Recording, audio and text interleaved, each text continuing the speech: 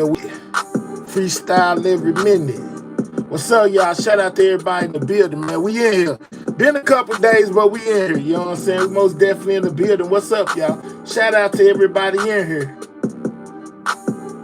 What y'all got going on? What's up? Yeah, man, we still up in this thing, man. We ain't stopping, man. What is this?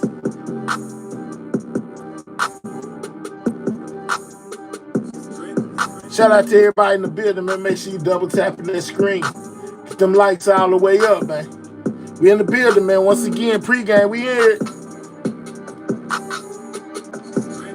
Shout out to everybody in the building, man.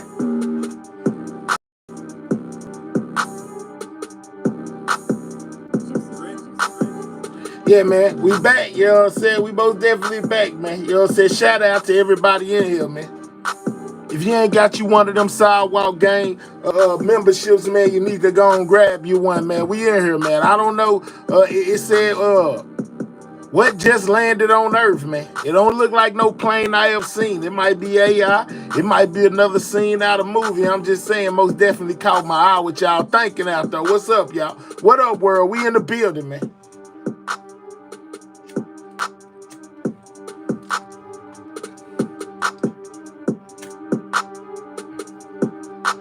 Time to get to work, man. You know what I'm saying?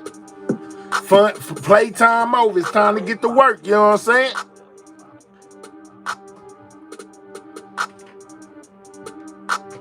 Shout out to the gang, man. What's up, y'all? We here. We here. The break is over. Man, I just pulled up in the big body Rover. Yeah, we gonna get it in. Never gonna slow up.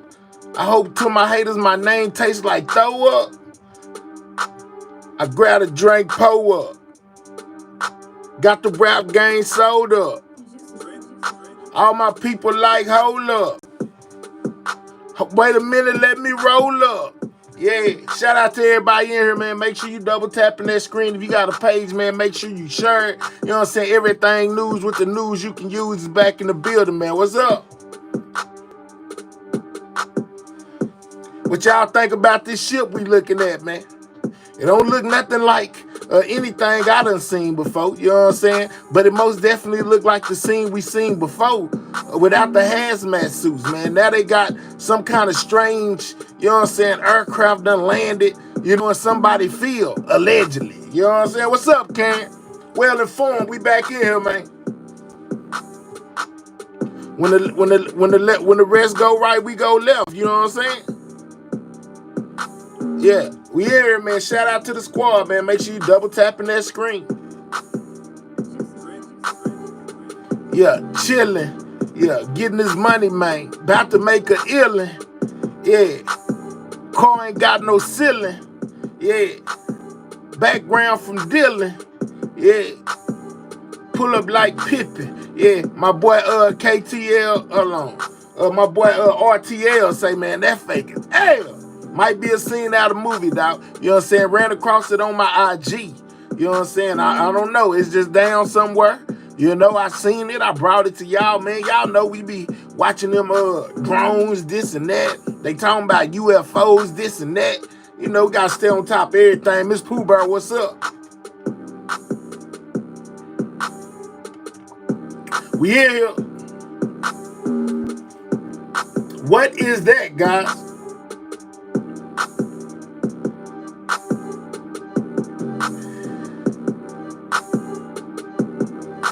What is that? I don't know, man. Pre-game, double tap that screen, man. Get the likes up. RTL 99, how you know it's fake? But it very well could be. All I know is, you know what I'm saying, it was on my timeline. They say what just landed on Earth. Man, you know the Earth be my turf. Yeah. Throw it off like a nerf. Hating on me, boy, you gonna need a... What's up, so prolific? We in the building, doc. We done took about 2-3 days off, but we back. You know what I'm saying? Like this and like that. Yeah, man. Happy New Year's Eve to everybody out there, man. You know what I'm saying? Happy New Year's Eve. to everybody in the building, man. You know what I'm saying?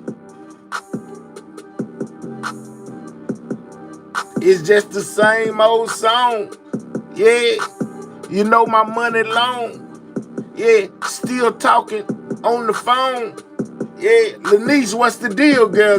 You know what I'm saying? Happy New Year, you know what I'm saying? Happy New Year's Eve to everybody out there, man. You know what I'm saying? Most definitely a celebration, man. We made it to another one. You know what I'm saying? We made it to another one. It's a celebration. Shout out to everybody in the building, man. You know what I'm saying? Yeah. We officially made it to another one. We officially made it to another one, y'all. You know what I'm saying? New Year's Eve, man, we in the building, man. Shout out to everybody out there, man.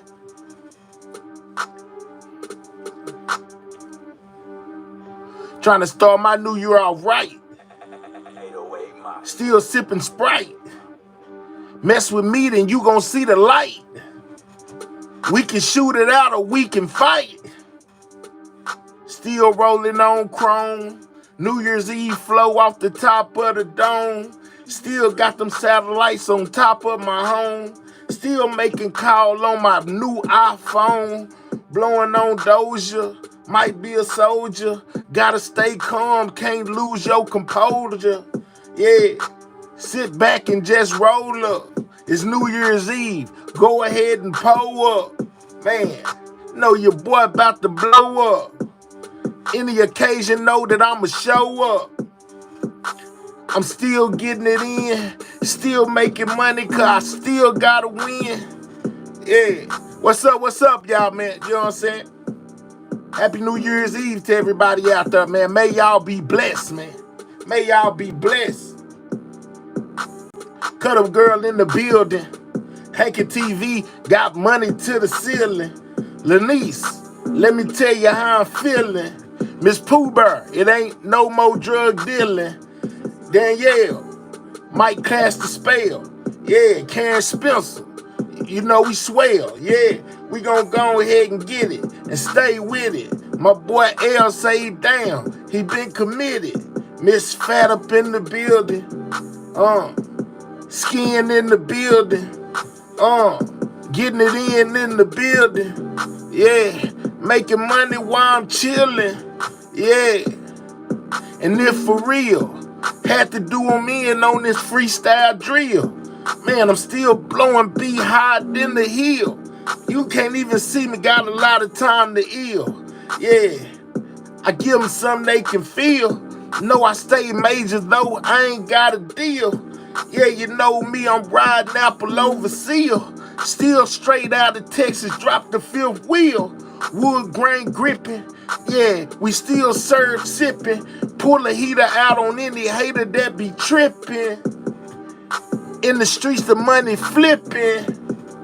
Threes and fours, yeah. We in, man. What's up, y'all? Shout out to everybody in the building, man. We 8 minutes in. Make sure you double tapping that screen, man. We at 18K, man. We on our way to 20. Every subscribe matters, so make sure you subscribing to the channel, man. I'm gonna have to follow some moderators.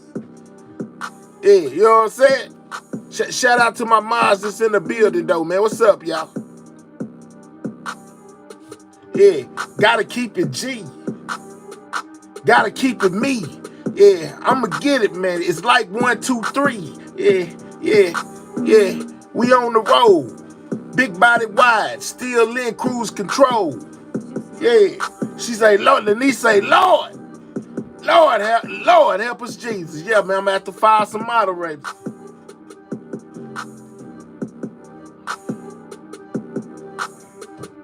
Took a long vacation. Shout out to Christmas, got a brand new PlayStation. Yeah, I don't know why these people hating. Yeah. What up, Well Informed? Shout out to Well Informed in the building, man. Let me go ahead and do this here, man. You know what I'm saying? Shout out to everybody in the building, man. Hold up. Still got the drinks pulled. Me and my people every day we stay throwed. Pull up riding swingers, man, up and down the road. Still got the switches car hopping like a toad. Man, Swear to God, I'm too thorough. When I come through, I stay down in mash mode. What's up, y'all? You know what I'm saying? Shout out to everybody in the building, man. It's officially New Year's Eve, man. You know what I'm saying? We done made it to another one.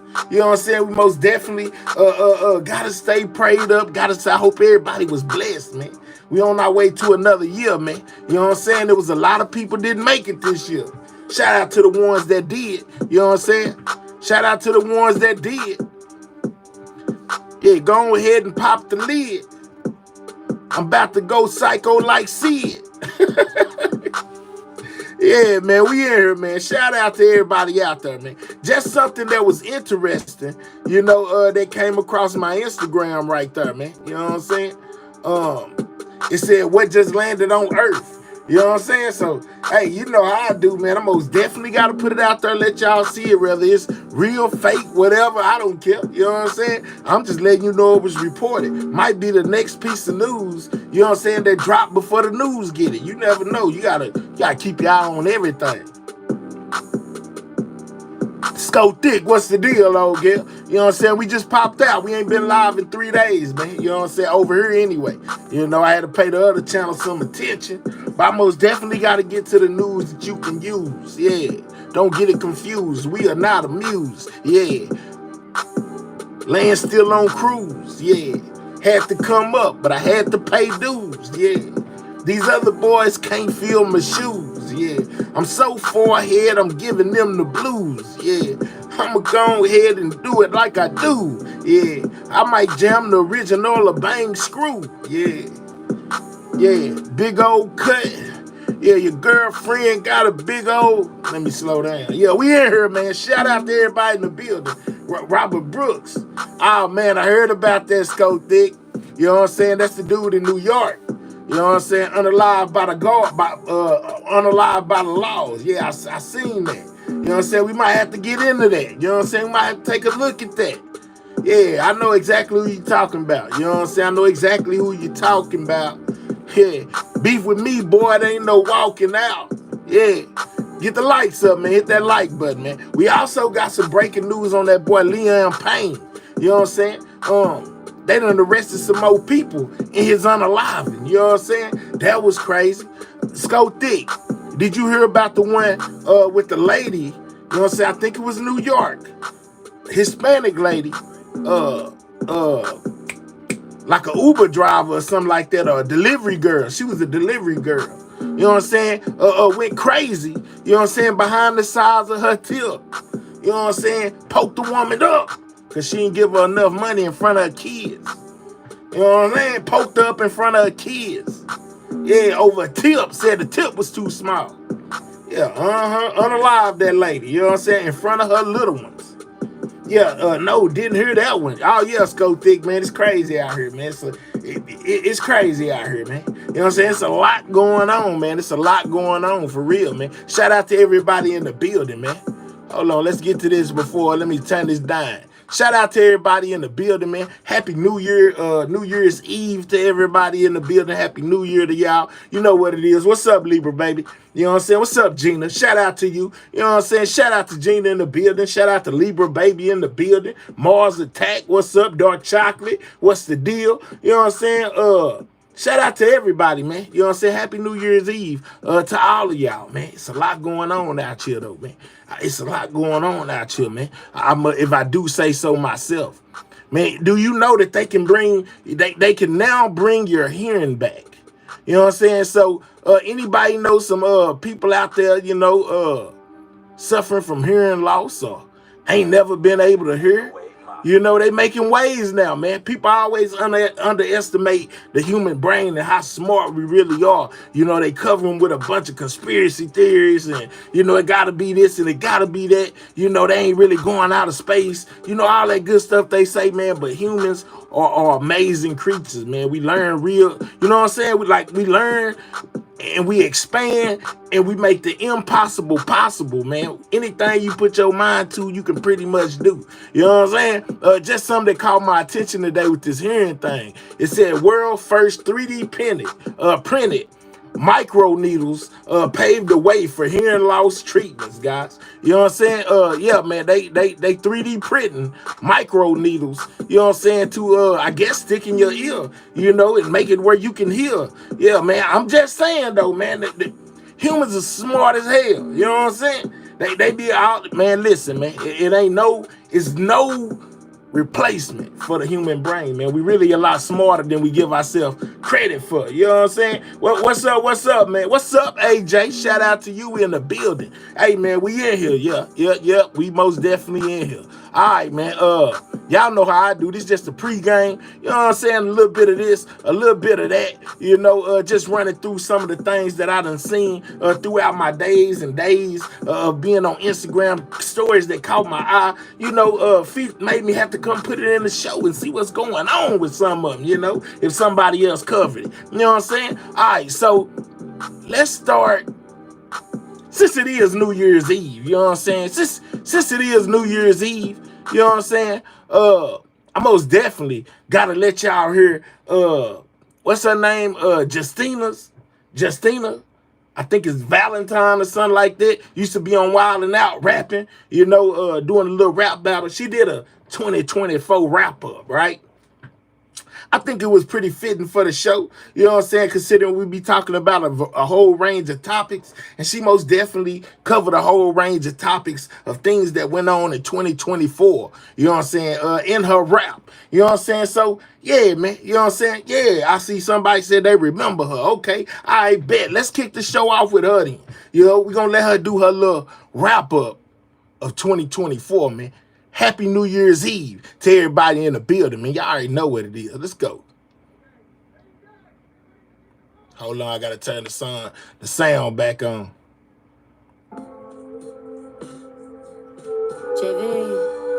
Hey, it's been a hell of a year. Let me in there. I'm telling you here. This year they really ended careers. 2024 was melee.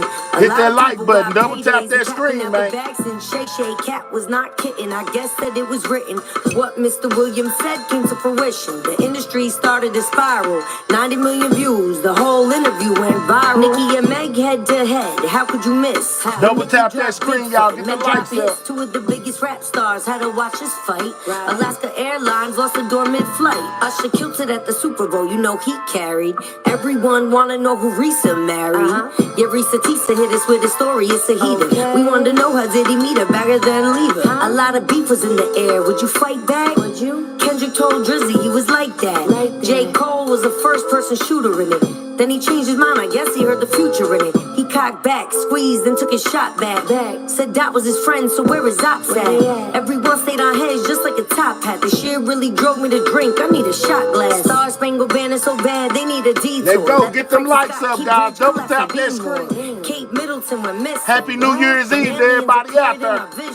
When Marcus Jordan started giving Larsa Pippen a pipe, who was more disappointed? Was it Scotty or Mike? With legacies like that, you better come with a full clip. But Jordan and the Pippen together, you know that's bullshit. Now we gotta get down to the nitty gritty and talk about the downfall of P. Diddy. Let's go. If we safe, chat, it seems he was really out here saying take that. Johnson & Johnson, he kept him in business and the Kennedy. She said we gotta talk about Diddy. You know what I'm saying? He was really out here saying take that. Man, shout out to her, man. She most definitely did the wrap up the best, man. Make sure y'all double tapping that screen. Get the likes up, man. It is New Year's Eve, man. I'm just saying. This is Justina with the New Year's wrap up, man. Let's go. Can't get baby off of none of his kids. The feds raided his crib to see what's inside. All of his friends and co-workers started dropping like flies. When the gon' get tough, watch how they forsake you. Well, they was probably on them tapes too. Gypsy Rose home acquitted and free. Left the hubby cause she realized there's fish in the sea. Oh wait, the truth is, life is brief. OJ passed, white women let out a sigh of relief. Drake responds to like that, shot sent. With a track named Push Ups, the battle commenced. He followed up with Taylor Made, we knew there was more to the back and forth thing, Kendrick dropped Euphoria. Two giants in the game. What y'all think about it? Before I knew it, my alarm rang off 6:16. Woke up in LA. Is it with fire? my shattered. Brought it back to the essence because family matters. Had to meet the grams, I ain't talking about work. But we did get cut and flipped with not like us from Berserk. The battle went crazy, they had smart tricks. Drake closed the door with the hard part 6. Dope show of artistry, they did numbers. Not like us, went nuts and ran the rest of the summer. Red Lobster went bankrupt, they needed better business. Now how we gonna get those delicious cheddar biscuits? Celebs getting dragged. Double tap that screen, man. Get the likes up. Click those 3 dots. Hit the like. I mean, the witch hunt is still getting bigger. Now they even trying to take down Jigga. Jasmine Crockett's tongue is sharp as a knife. She roasted Marjorie Green within an inch of her life. With the dad like LeBron, Bronny the one. He got drafted to the Lakers like father like son. Boston stay winning, it's how they get down. Celtics took the ring, shot for Tatum and Brown. Oh yeah. This year was really one for the books. Trump was almost assassinated by Thomas Crook. Snoop stayed with a job, he's smooth and he pimpin'. He killed the commentary for the Paris Olympics. The opening was interesting, what could I say, son? They added breakdancing and the world met Ray Gun. Let's go. On stage with a Double tap that screen, get the likes up. Breaker was nasty word. Simone Biles made us proud. Proof she the Hey man, she going off. We gonna need y'all to double tap that screen or click those 3 dots, hit that like button. Get the likes up, man. We need 100 on the board. Hit the like button, man. Justina with the New Year's wrap up, man. You know what I'm saying? Click those 3 dots, hit that thumbs up, get those likes all the way up, man. Happy New Year. New Year's to everybody. Happy New Year's Eve. Y'all already know how we rocking, man. Get those likes up. You know what I'm saying? If you made it to the New Year, click those 3 dots, hit that thumbs up. Sickest, the most decorated American gymnast. Jordan Childs got stripped of her medal from Paris. Joe Biden dropped out and endorsed Kamala Harris. Nelly and Ashanti had a child, we love their love. I see why he walked across the stage to get that hug. Big Meech came home, his team gon' step. Maybe he'll make a cameo on BMF. Sonya Massey called the cops, but she shouldn't have bothered. She rebuked the devil, then the demon officer shot her. Rihanna dropped fancy hair, can't wait to try it. Her and ASAP had another son and named him Riot. Ben and J-Lo were probably better as friends. This year they called it quits and got divorced. Again, I'm about to head to the stove. Okay. For a ham and cheese and orange drink. If you know, you know. Now Diddy started panicking. He got arrested for alleged racketeering and sex trafficking. His kids really held it together. This gave new meaning to the lyrics. The sun don't shine forever. TikTok taught us how to always be sure. At work to be mindful and very demure. T.I. and Tiny B, OMG. You know Tip said they better have his money and pay him expeditiously. Making Good and Jonathan Majors getting engaged. The CMA snub Beyonce and the Beehives enraged, but still nobody could rival. Queen B made history, 103 certified titles. Elon said Tesla made more than cars, and all these Tesla robots about to take our jobs. Lil Durk got arrested, murder for hire. Kendrick dropped GNX and the album's fire. Halle Bailey and DDG said they were splitting. Young Thug got released, Slime's home from prison. Blueface still locked up, cause Sean is mad because her ex said he's the one that's Junior's dad. Jake Paul beat Mike Tyson, speculation that the fight was rigged, but either way they caking. Casanet has a channel that you gotta be on. He streamed for a month straight for a mafia thon. They made a statue with D-Wade, but no one bought it. Who? Trump spun the block to get back in the Oval Office. Election concluded, Donnie had won, but before Biden took off, he pardoned his son. We knew that would happen. Drama arose for Remy Ma, Papoose, easy to block captain. It showed up on a feed, we don't know it's the truth. I know Clarissa could fight, but Remy could shoot. A CEO shot, it starts to get dark. Last time we seen Luigi with shells was Mario Kart. We need the free healthcare that's been denied to us. If the government concedes, it would be uniting us. Jamie Foxx healed up, created a buzz with his new comedy special. What it happened was the devil works hard when he knows that you're gifted. He got a glass thrown at him and he had to get stitches. What's cooking good looking? My new show that I'm on. But the world wanna know if I'm fucking on con. Just worry about these bars cause you know I'm the slickest. Plus I got a holiday movie, forget about Christmas. Gotta end remembering those that passed, like actors Shannon Doherty and Nebuchadnezzar Ash. For Fat Man Scoop we gotta stand up. And if you got $100 put your hands up. Willie Mays, Ricky Henderson, their skills were mean. Baseball legends, hope they in a field of dreams. Dikembe Mutombo, NBA killer. Quincy Jones, music mogul, and he gave us Thriller. Yes. DJ Clark Kent had the clubs going ham. Tony Todd had a shot as the Candy Man. James Earl Jones, Titan in the Bucks. There were a few deaths that really left us shook. Liam Payne passed for his fans and could have said in. I pray he went one direction up to heaven, and then we lost a legend. This hit us like a bomb. R.I.P. to the star. Rich homie Quan had us walking through to all of his box. We won't forget his lifestyle. Legacy won't stop. No. With all these people passed, I know that we should cry, but John Amos would say, remember the good times. I hope next year bring you all that you need. Don't be a hater, stay prayed up and follow your dreams.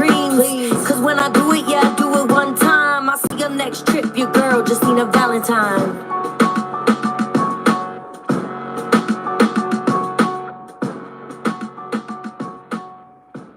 She say she went in on y'all, man. You know what I'm saying? She most definitely went in, man. Double tap that screen. Most definitely get those likes up, man. Happy New Year's Eve to everybody out there, man. Happy New Year's Eve to everybody out there, man. She did her thing. I got to give her a brownie point. She did her thing, man. You know what I'm saying? I thought it was fire. Yeah, she ain't, old dude who be doing it, you know what I'm saying? But she most definitely did her thing, man. You know what I'm saying? Shout out to everybody in the building, man. We in there. You know what I'm saying? Get those likes up, man. That was Justina with her New Year's wrap up, man. You know what I'm saying? It's most definitely. Make sure you subscribe to the channel. If you new over here, man, you know what I'm saying? Hit that subscribe button. We most definitely in the building. I liked it as well, Danielle. I thought she did her thing. She threw Diddy in there. She threw Jig in there. She threw Payne in there. You know, just some of the people that's in my title, they was all in there. You know what I'm saying? They was all in there, man. Yeah, man, she covered a lot of topics just like we do over here, man. Make sure you double tapping that screen, getting them lights up. Man, most definitely here to bring you the news you can use. All right, so let's go. Yeah, man, okay. So in my feed, y'all, stuff been popping up about like a 1980s, you know what I'm saying, CIA report, you know, on Mars, man, saying that giant beings live there, you know, and they built pyramids. You know, have any of y'all out there heard about that? You know what I'm saying? Have any of y'all out there heard about that? About the alleged report that came from the CIA, you know, that said that there was life on Mars and the beings that lived there were very big. You know what I'm saying? They built pyramids. Have y'all seen that going to y'all feed? I didn't know whether it was clickbait or if it was real, you know, but I most definitely heard, you know, and seen, you know, with my own two eyes, some of these things that they are saying. What's up, Leah J, man? Make sure you subscribing to the channel, man. We on the road to 20K, man. You know what I'm saying? We on the road to 20K. We at 18.2. Every subscribe matters. So if you new over here, subscribe to the channel. But listen to me, y'all. Y'all ain't never heard nothing about that? Check this out. Wouldn't it be crazy if the CIA just released documents, like on Christmas Day, saying that there were aliens and pyramids on Mars? Yeah, so secret files reveal pyramids and people were on Mars way back, decades ago. Hidden deep in the declassified CIA files is Mars Exploration, May 22nd, 1984, a project aiming to uncover Mars mysteries. Wouldn't it be crazy if the CIA agents used astral projection in order to see what was going on Mars? For anyone unaware, earlier this year, the CIA released a file saying that astral projection's real and we're pretty much living in a simulation. And they like, I don't know if this is, you know what I'm saying, what's going on. It could be fiction, it could be real, but this ain't the first time I heard somebody saying something about this. It was another channel that also had like paperwork. So I don't, you know what I'm saying, I'm left not know what to believe. But I always heard there's aliens on other beings out there. You know what I'm saying? I hear you. What's up with it, AJ? Sidewalk gang in the building, man. You know what I'm saying? We most definitely in here. Just accept it, let's move on.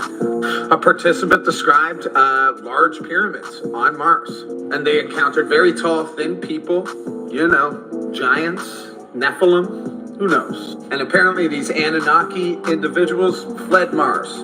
This was all part of Project Stargate. Have yourselves a Merry Christmas. Yeah, now, I don't know, man. I don't know. You know what I'm saying? I don't, you know, it has been prophesized. Like you heard him say with the knocker, whatever their name is, the knock. I heard that name before too. The rumor mill is running hot with these drones. I'm telling you, what about the dark side of the moon? Man, they say the Chinese are already over there. Scope Dick. They say the Chinese are already on the dark side of the moon with a flashlight. You know what I'm saying? They say they say that the Chinese are on Mars right now with robots on the dark side of the moon. No cap. They discovered some kind of matter, you know what I'm saying, that ain't nobody never seen before back there. Leela J say, wow, if you don't believe me, Google it. They supposed to have rovers. China's supposed to have rovers on the moon right now. They want to build bases on the moon. Man, listen, They said that at one point Mars was inhabited like Earth, but something went wrong, which caused the people there to flee, and they came to Earth. Allegedly. Man, I'm just telling y'all what I heard. I'm not a conspiracy theorist by far. I'm just telling y'all the stuff they be telling me that I be hearing, throughout my day. So whether you believe it or you don't, that's up to you. I'm just telling you what I be hearing. We ain't got a pull up. All right, hold on. We ain't got a pull up. Hit the like button, man. Make sure y'all getting those likes up. Okay. Hold on. Let me take y'all somewhere. Where was I going? Drinks pouring. Let me see. Where was I at? All right, check this out. Man, the owner of Facebook just released some hologram glasses, y'all. You know what I'm saying? Like they about to have us living like the Jetsons for real. You know what I'm saying? You put these glasses on, and it's kind of like the ones y'all, I think Apple put some out. But only difference is the ones that Facebook dude making Zuckerberg, the ones he making, they look like glasses and not like goggles. You know what I'm saying? Check this out.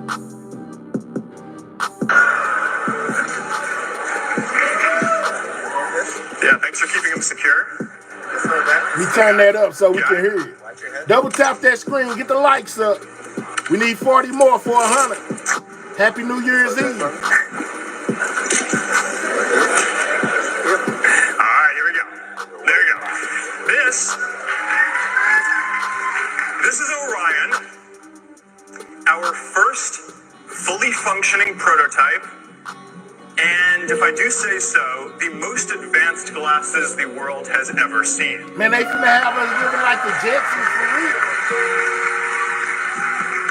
Now, about a decade ago, I started putting together a team of the best people in the world to build these glasses. And the requirements are actually pretty simple. But the technical challenges to make them are insane. They need 2025 and going forward should be something real wires, crazy, man. Less than 100 grams. They need wide field of view, holographic displays. Look at that. Sharp enough to pick up details. Bright enough to see in different lighting conditions. Large enough to display a cinema screen or multiple monitors for working wherever you go, whether you're in a coffee shop or on a plane or wherever you are. Wow. And crazy, you need to be able y'all. to see through them.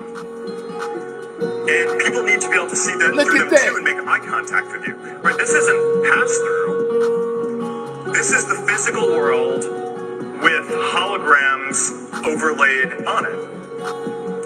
So if someone messages you, you will see that. And instead of having to pull out your phone, there will just be a little hologram, and with a few subtle gestures, you can reply without getting pulled away from the moment. Wow. Or if you want to be with someone who is far away, look at that. They're going to be able to teleport. Man, if you want to be with somebody that's far away, they're going to be able to teleport into your living room via hologram, man. I'm just saying y'all can be at the same place at the same time without actually being at the same place at the same time. Their body figure will appear in your living room, you know what I'm saying, through your glasses, at any given time, y'all. Man, do you have another device by you? Why you say that? You hear that? They playing music. I do. I got my iPad. What's going on, man? What's going on? Let me know.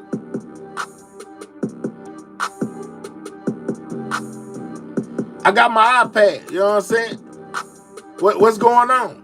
As a hologram into your living room, as if they're right there with you. You're gonna be able to tap your fingers and bring up a game of cards or chess or holographic ping pong or whatever it is that you want to do together. You can work or play or whatever. All right, so how are you going to interact with the glasses? Well, there's a few ways that this is going to work. They're going to do voice and AI. They're going to do hand tracking and eye tracking, so you can select UI elements by looking at them.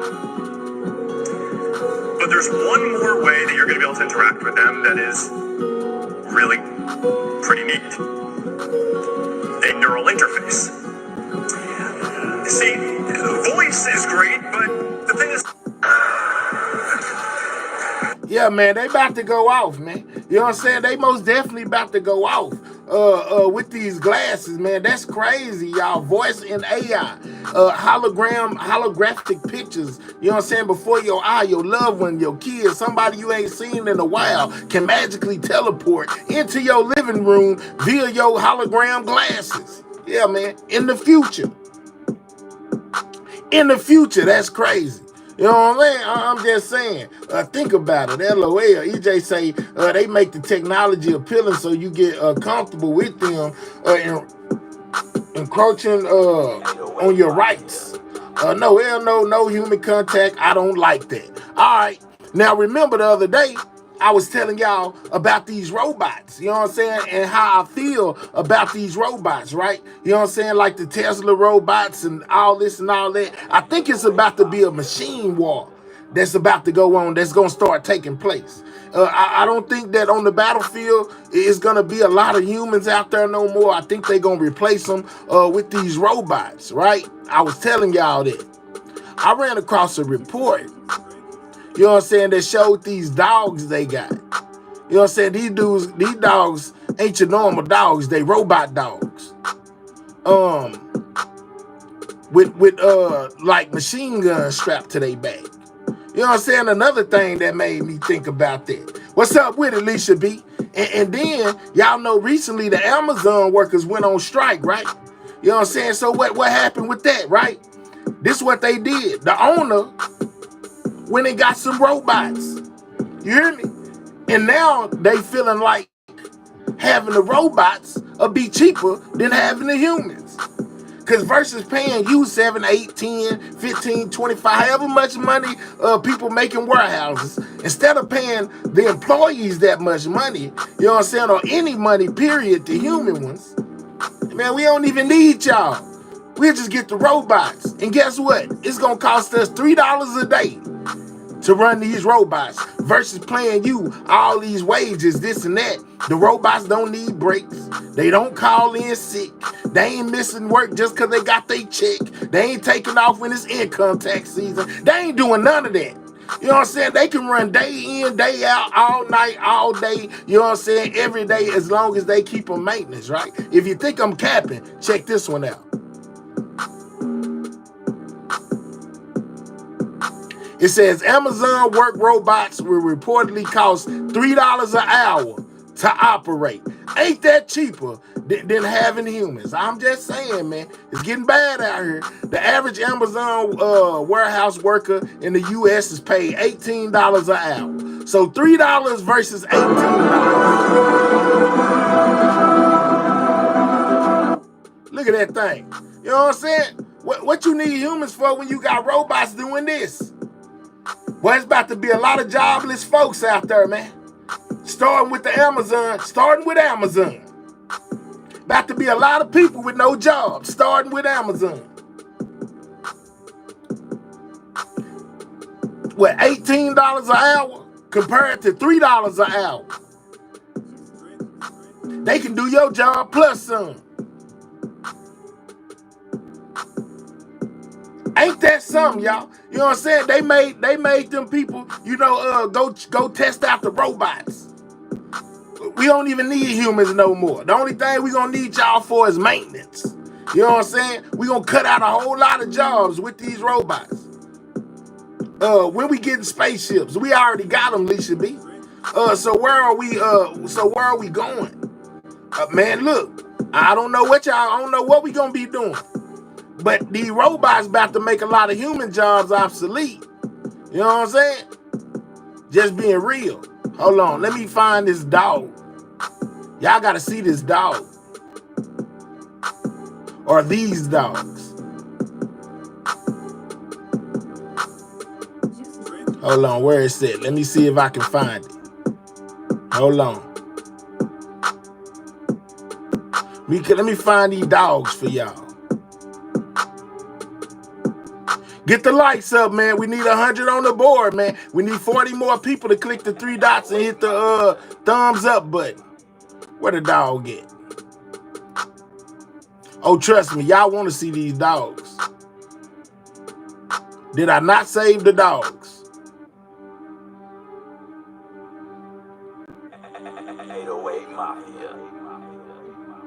Did I not save the dogs? Let me see. No MGK, that ain't it.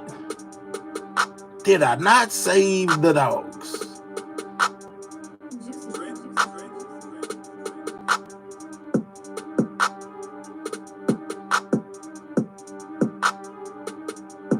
I might not have saved the dogs, guys, because I don't see it.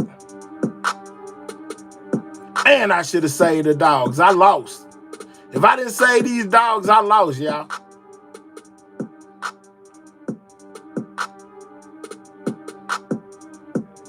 I'm gonna have to go back and find the dogs, man. I'm gonna have to go back and find the dogs, man. How far are we in here? All right, let's just yeah, we ain't gonna even worry about the dogs, man. We 30 minutes in, you know what I'm saying? Let's get to the content, get the likes up, guys. All right, I told y'all that there were 5 additional men that was arrested in this Elon Payne situation. Y'all know he the dude that allegedly jumped or fell, you know what I'm saying, off of the balcony. I think it said one of his bandmates was arrested in connection with his passing. You know, when I can't find stuff, I just like to move on. I ain't finna sit there and look at it for no hour. It's time to start the show anyway. I ain't got all night to be up in here, man. You know what I'm saying? Hey, but check it out. All right, so let's go here first. It says prosecutors charge 5 in connection with Elon Payne's unaliving, guys. 5 people, right? And then I went here. No, I don't want to show that. Okay, we'll get to that in a second. I wanted to show you something, Scotick. You know what I'm saying? And show y'all something about this pizza lady that delivered the money and then jabbed up the woman like 13 or 17 times because her tip was too small. I'm going to get to Leon Payne right after Liam right after this. Check this out. At 11, with new details just in about a story that is now making national headlines. A local pizza delivery driver accused of stabbing a customer 14 times in front of her child. Deputies say she was angry over a small tip. Thank you for joining us tonight. I'm Lisa Bell. Matt Austin and Ginger Gadsden have the night off. Tonight, her attempted murder charge has been upgraded to first-degree murder, and there's someone else deputies want to question. Investigators say when 22-year-old Brianna Alvelo came back to the Riviera Motel in Kissimmee on Earl Bronson Memorial Highway, she had a man with her. That hotel is about 1.5 miles southeast of the Silver Spurs Arena. News 6 reporter Stephanie Rodriguez is in Osceola County with the new details about what happened. It was here at the Riviera Motel that police say a woman was stabbed 14 times by a pizza delivery driver who had dropped off food to her room just an hour and a half before. That's crazy, y'all. Good morning, ma'am. Please state your name. Stabbed this woman up in front of her kids, y'all, because her tip, she didn't give her enough money. Now, I'm guilty of sometimes I don't even give the people who bring me stuff no tip. You know what I'm saying? I'm paying my tip to the store. I'm just saying, but she was upset and hostile about this lady, you know, not tipping her good. So she stabbed her. To the arrest report, 22-year-old Brianna Alvelo was working at Marco's Pizza when she stopped by the motel for a delivery on Sunday. She was greeted by Melinda Irisati, who was in the motel with her boyfriend and 5-year-old daughter. According to police, Irisati paid her $33 bill with the $50 expecting change. But when Alvelo started to walk away, Irisati said she didn't want to leave a large tip, but Alvelo said they don't provide change. That's when police say Irisati began searching her motel room and car for smaller bills, eventually only leaving a $2 tip. Later that night, the family was asleep when police say Alvelo returned. Police say video shows Alvelo and a man wearing face masks arrive at the motel.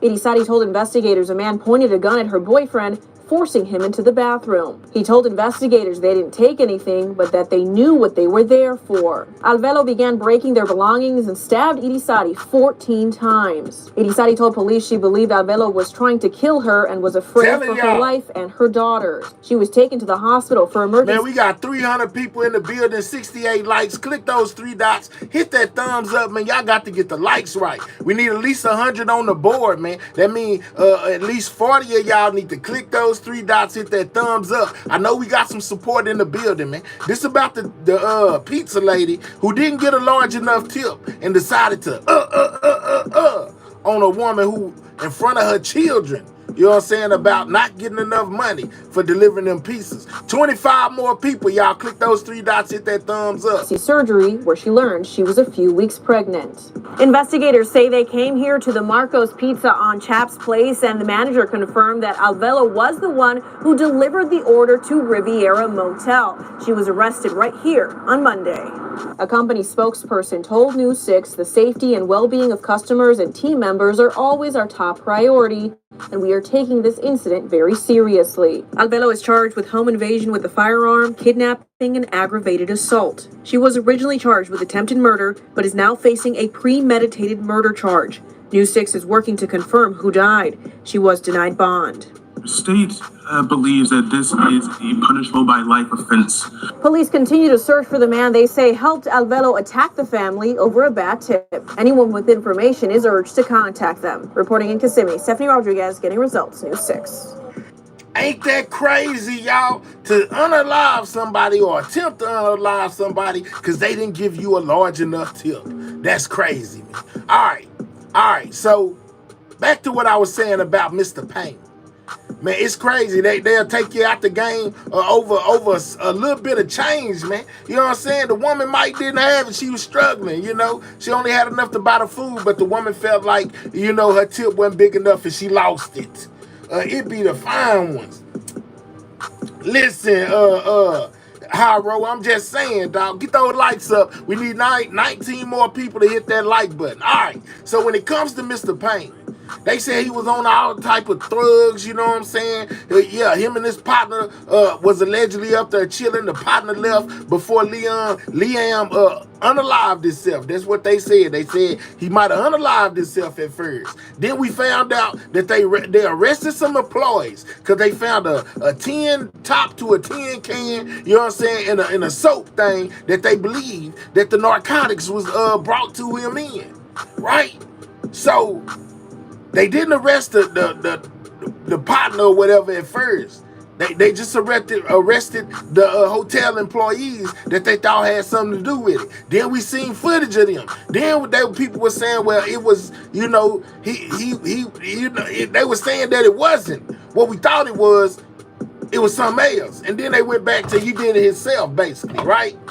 So now they have arrested new people involved in this situation. Check it out, man. You know what I'm saying? Let the news tell y'all. Check this out. 2 charges filed in the death of One Direction star Liam Payne, and prosecutors detailing what happened in the singer's final hours. 4 hotel staffers and one of Payne's friends now facing criminal charges of manslaughter and supplying drugs to the singer. Remember, the 31-year-old died back in October after he fell from a 3rd-floor balcony at a hotel in Argentina. And there are still a lot of unanswered questions about what exactly went wrong. Let's get to Megan Fitzgerald in London for us. Megan, what are the judge and prosecutors saying about Payne's final hours? Yeah, so we're learning a lot of new information here now. According to, the judge and prosecutors, we understand 14 more people that hit Liam those Payne 3 was dots. Get demanding those drugs likes and up. alcohol throughout his stay. Hey, man, what's going on? I'm giving y'all the latest in breaking. This is exclusive. This is breaking news. You know what I'm saying? Nobody else know this yet. Get them likes up for your boy, man. Most definitely hit that like button. Come on, y'all. 3 dots, thumbs up. It ain't that hard. Subscribe to the channel if you new. We on the road to 20K. Happy New Year's Eve to everybody out there. Man, can I get like 3.99 cent super stickers, man? You know what I'm saying? Not stickers, but gifts. You know what I'm saying? The cheapest one they got, I need 3 of them. You know what I'm saying? I'm just saying, though, it don't got to be no whole lot. You know what I'm saying? The cheapest one they got, and I also need y'all to get those likes all the way up for your boy, if you don't mind. So, 5 people arrested in this Liam Payne situation, man. They breaking it down. That at one point he was unable to stand, and this was in the moments leading up to his death. We understand from the judge that he should have been taken to... Absolutely, Mr. Drop. What you say? Mr. Drop says, I need money. I'm just saying, now I need 3 gifts. It don't matter what they cost. You know what I'm saying? They could be the cheapest one on the menu. That's what I need right now. You know what I'm saying? 50 cents if they got it. safe place instead of taken back to his hotel room or learning that his friend was in the room for nearly an hour. And again, all I can tell you is, Mr. Drop Froggy Face, don't be a hater all your life. Know what I'm saying? Yeah, with your good hating self down there in them comments. You know what I'm saying? Don't worry about what I'm doing. Worry about what you doing if I get you up out of here. Warm up the Rockets, guys. It's one about to take a trip. The idea here is that he was not in a state, according to the judge, to be able to be left on his own. He should have been taken to a safe place, and a doctor should have been called. Now, you pair this, of course, with the autopsy and the toxicology reports that we've received, and we understand that he had traces of alcohol, of cocaine, prescribed antidepressants in his blood. We understand that it appears as though this was not a suicide. There wasn't someone else who pushed him over the balcony, and that when he fell in such a way, according to these reports, that he didn't protect himself. So the idea here is that he was unconscious, going back to what we heard from the judge, Six more on saying that that he should have never been left alone. Megan, what kind of punishment could come with these charges, and when could we see all of the accused in court? Yeah, boy, shut your good lying self up talking about you would take a master's degree. Man, go master a degree somewhere else, dummy, while you're down there talking about a master's degree. Yeah, a master's degree, and get the hell up out of here. That's what you mastered in, boy. You know what I'm saying? It didn't even take you 4 years. It took you 4 minutes, you know what I'm saying, to get ejected. So ugly self. I mean, we're talking about some really serious charges here. 3 people are being charged with negligent homicide. That's something that carries up to 5 years. Shout out to Jeremiah. Appreciate that, big dog. 2 people are being charged with supplying. I need 2 more, though. Now, they could face up to 15 years in prison. The judge has ruled, as is law in Argentina. The judge has decided that this is going to go to trial. Now, of course, these defendants have the opportunity to appeal this. If they lose that appeal, it will go to trial. And again, we will all be waiting and watching what comes out, because prison time is most certainly on the table here. And as far as the 5 people charged, are we hearing anything from them, from the accused? You know, at this point, they're not speaking out. We know, of course, that as is the case usually when we have charges against people, that they're advised to remain silent. But they're saying that they're innocent. And again, I think it's very likely that we'll see them appealing the judge's decision on not going to trial on these charges. But again, serious charges here. We've got a very popular singer here who has died. So this is most certainly something that the world will be watching closely. All right, so if you don't know what's going down, 5 people just got indicted. You know what I'm saying? In the Payne situation, and one of his former friends or group members or one of those people like that, you know, has been charged as well. So they got the hotel workers plus like 2 brand new people that got arrested. Megan Fitzgerald, thanks so much. All right, so when I seen that, I was like, man, you know what I'm saying? Dang, they done arrested some more people. So it made me go back to what got the ball rolling in the current situation. And I had to go look over the facts of what took place with Payne. Well, y'all know me. I got to go to the place with the my most reliable source, you know, from time to time to see what's going on. So I went over there, you know what I'm saying? And this is what I found. Check this out. Make sure you're listening close. Probably know Payne most as part of the British boy band One Direction that hit the scene more than a decade ago when they formed on the competition show The X Factor. It was one of his 1D bandmates, Niall Horan, that brought Payne to Argentina in the first... I think this is the one that they got. You know what I'm saying? It was one of his homeboys that left. You know what I'm saying? Before this allegedly happened to him, he left. They wound up charging him too. This might be the one right here. First place. Horan was visiting the country on a tour, and Payne flew into Buenos Aires to visit him. All of this happened last month when Payne checked... Matter of fact, I'm pretty sure that's the one that got arrested today. The Casa Sur Hotel in the Palermo neighborhood. By the evening of October 16th, Payne had fallen from his 3rd floor balcony at the hotel. Investigators later determined his Shout out cause to of death Law to and be Crime, trauma man. and internal and external hemorrhage caused by the fall. But before all that, there were some signs that things were a bit off with Payne. Just this week, images captured from the hotel's security cameras were released, showing Payne being carried by hotel staff through the lobby. The employees then brought Libra baby, just send it to me on IG. I won't be able to check it until after the show, but you can most definitely send it.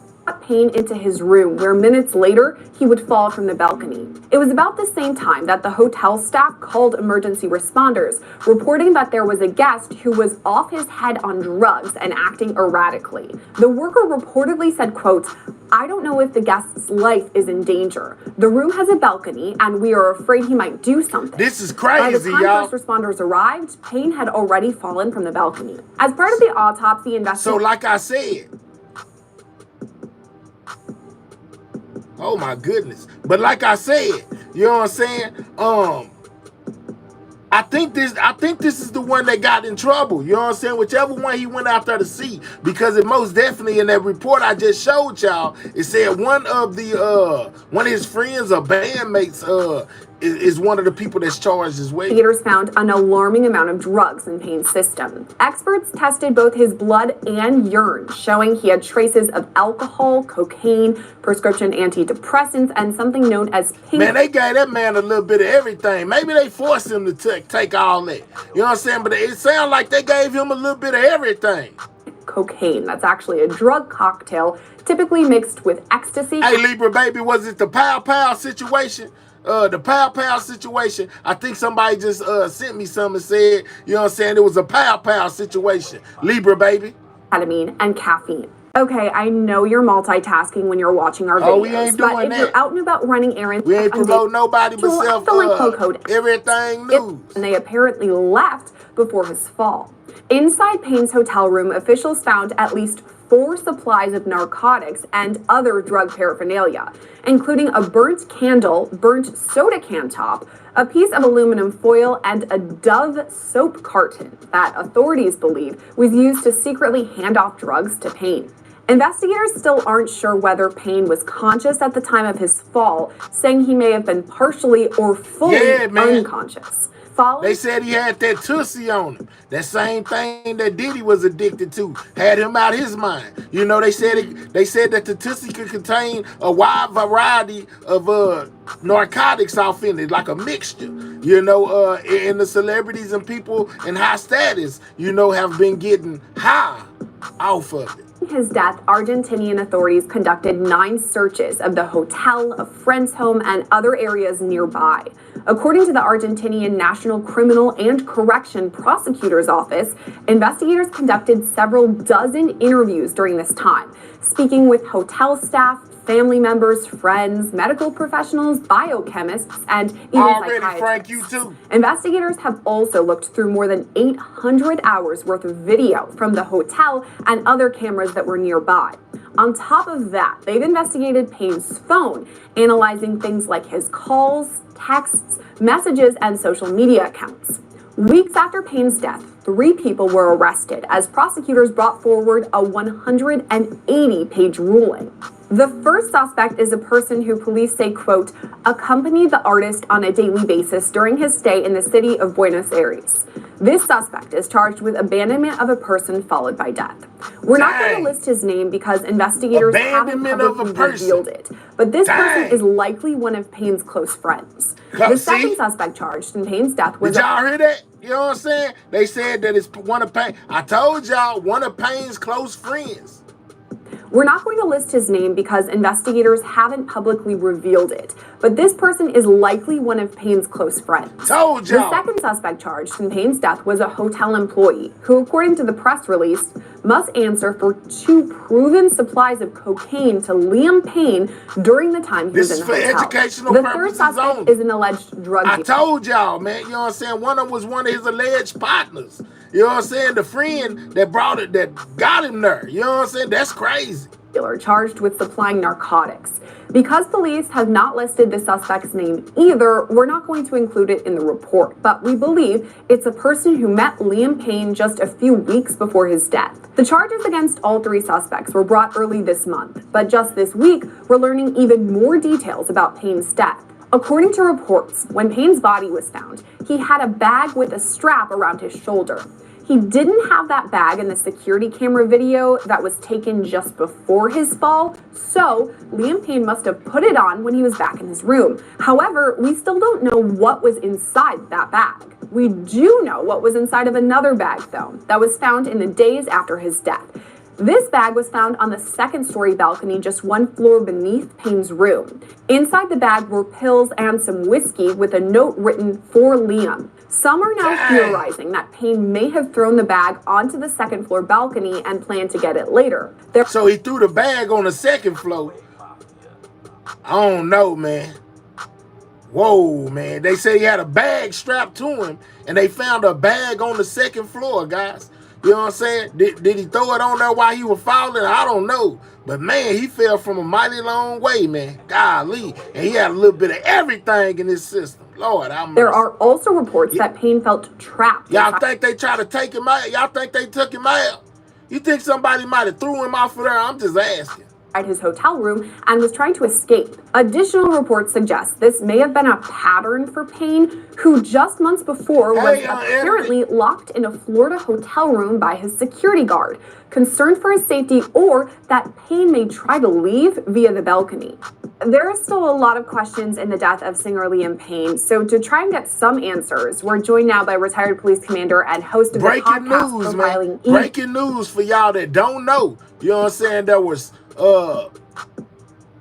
prosecutors charged 5 people in connection with the Liam Payne unaliving, man. You know what I'm saying? So they saying that it wasn't, by will that he fell off that balcony, in so many words. You know what I'm saying? This is crazy.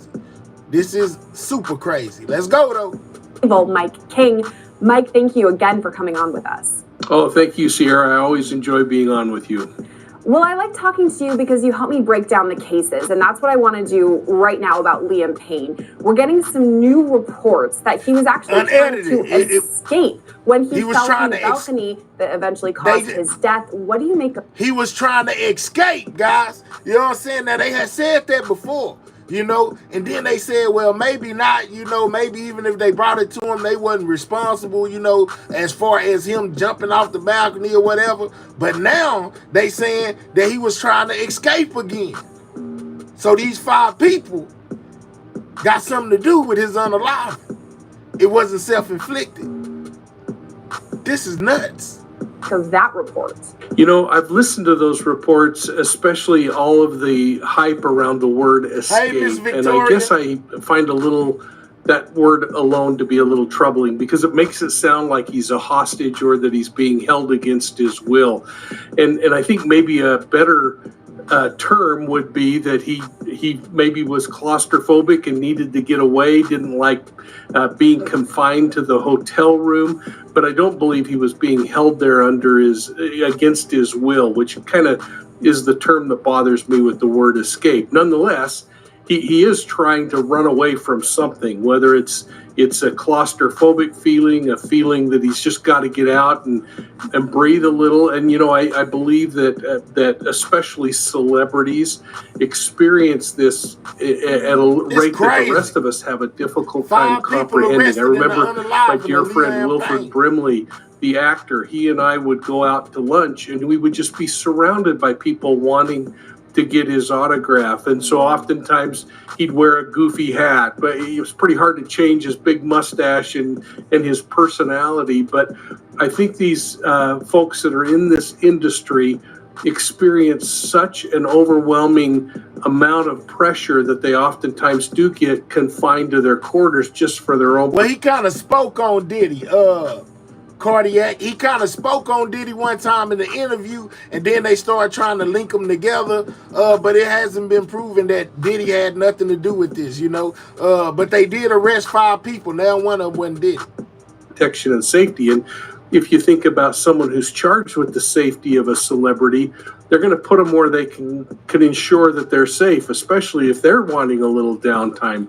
But nonetheless, we know that historically, Liam Payne would sneak out of his hotel room when he was on tour and other places just to get out and get free.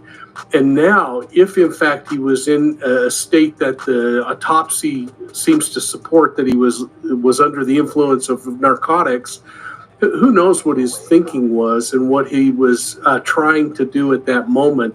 But again, I guess I just always push back a little bit on the word escape. There's another clue that may lead us to understand a bit more what he was trying to do, in that Liam Payne was on the 3rd floor balcony, and days after his death, on the 2nd floor balcony right under him was his bag found. It had things in there, a whiskey bottle. It said, "For Liam." My thing was this. Yeah, they on the 2nd floor, they found a bag with narcotics and alcohol in it. But on his person, when he jumped, he also had a bag too. Could he have mistaken the bags? Was the bag that maybe was on him was the one he was supposed to throw, and the bag with the narcotics and the alcohol maybe he was supposed to keep? Why would the bag with the narcotics and the alcohol in the note that was wrote to him that said "for him" or whatever be found on the 2nd floor? That's something to think about. The bags with the narcotics in the letter was found on the 2nd floor balcony, and he jumped from he allegedly fell or jumped from the 3rd floor balcony. Could the people who I don't know. Why was the bag on the 2nd floor? Y'all decide. Obviously, it had belonged to him. What does that mean? Maybe that he threw it down there and was trying just to get to the 2nd story balcony? What do you make of that? Yeah, I think we're kind of surprised by some of the information that we're receiving, but I guess we're still a little bit in the dark, Sierra, because we don't know what was contained in the bag that was over his shoulder. Was it his personal effects, a change of clothing? Was he planning to go out for the night and party and then have a change of clothes in the morning? Or was he truly trying to escape, and that it had things in it that were really important, like a passport and other kinds of things? The other question is the bag that was found. Now, I'm a little confused. One contained narcotics and alcohol, saying, "Hey, this is for Liam." The other one, what was in that bag? But regardless, it makes perfect sense, doesn't it, that if he were trying to get out of that hotel room, using, he was very what he had done in the past, and it's a term I've often used in training police officers, that past behavior is predictive of future behavior. He snuck out, we know historically, from his hotel room through the balcony. It would make good sense, rather than having your arms full of bags, maybe you'd throw one to the next balcony down, thinking that you'd easily be able to drop into that balcony and then make the next jump below, which would have put him effectively on the ground. Instead, if everything appears the way it is looking, his judgment was That's impaired. crazy, y'all. You made a really good point about the 2nd bag, because the as we second discussed, bag, the man. first bag that I mentioned, we knew it had Continue the to sign double for tap Liam, that screen, the guys. narcotics, the whiskey, but the Get the other bag lights that was up. actually around his body when he was found, we don't know what was in there. I'm wondering why we may know what was in one bag and not in the other. Why would police keep that part secret? Yeah, and again, did they keep it secret, or was it just an artifact of they were releasing information and they didn't clarify? I'm tripping out on this bag. Could he have threw it there on purpose for somebody to find later, in case something happened? Did he slip? I'm trying to figure out what's going on with this second bag. What's up, Miss Victoria? You know what I'm saying? Shout out to everybody in the building. Happy New Year's Eve to everybody out there, man. You know what I'm saying? May y'all have a blessed year if I don't see you again. But while you're here, click those 3 dots, hit that thumbs up, man. You know what I'm saying? Shout out to y'all. But this second bag really got me baffled. Why was the second bag on the 2nd floor? And it was the one with all the bad stuff in it. I don't know, man. That's crazy. I think he threw it for clues. Maybe so. Maybe it was some kind of evidence that led them to the people who did it to him, contained in this second bag, that didn't fall all the way to the ground with him. They say he had another bag, though, on his person. When they scraped him up, he threw it down while he was trying to climb down. All right, Ballin'. Are we sure that he threw it and then somebody else threw it? And how he wound up falling down. I'm just saying, man, because he was so high on cloud 9.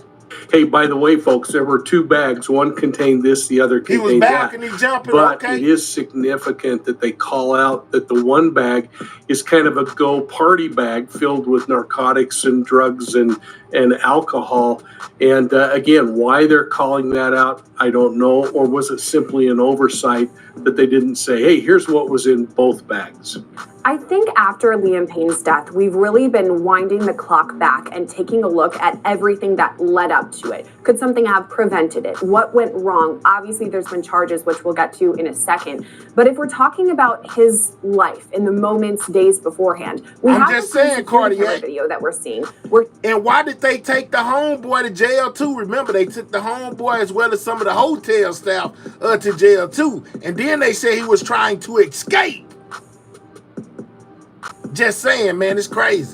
He looks a bit off. We do know that he was likely inebriated in some way at the time of his death. Maybe he was trying to escape someone, that's why he jumped. In the security Maybe so. Video. What do you make of all of that? You know, again, I think this is what was so important about going back in time and looking at his history and the way in which he responds when he's under the influence of alcohol or drugs. We all knew somebody that was the angry drunk versus the one that's the happy drunk and gets along well. So was this part of his personality when he was under the influence?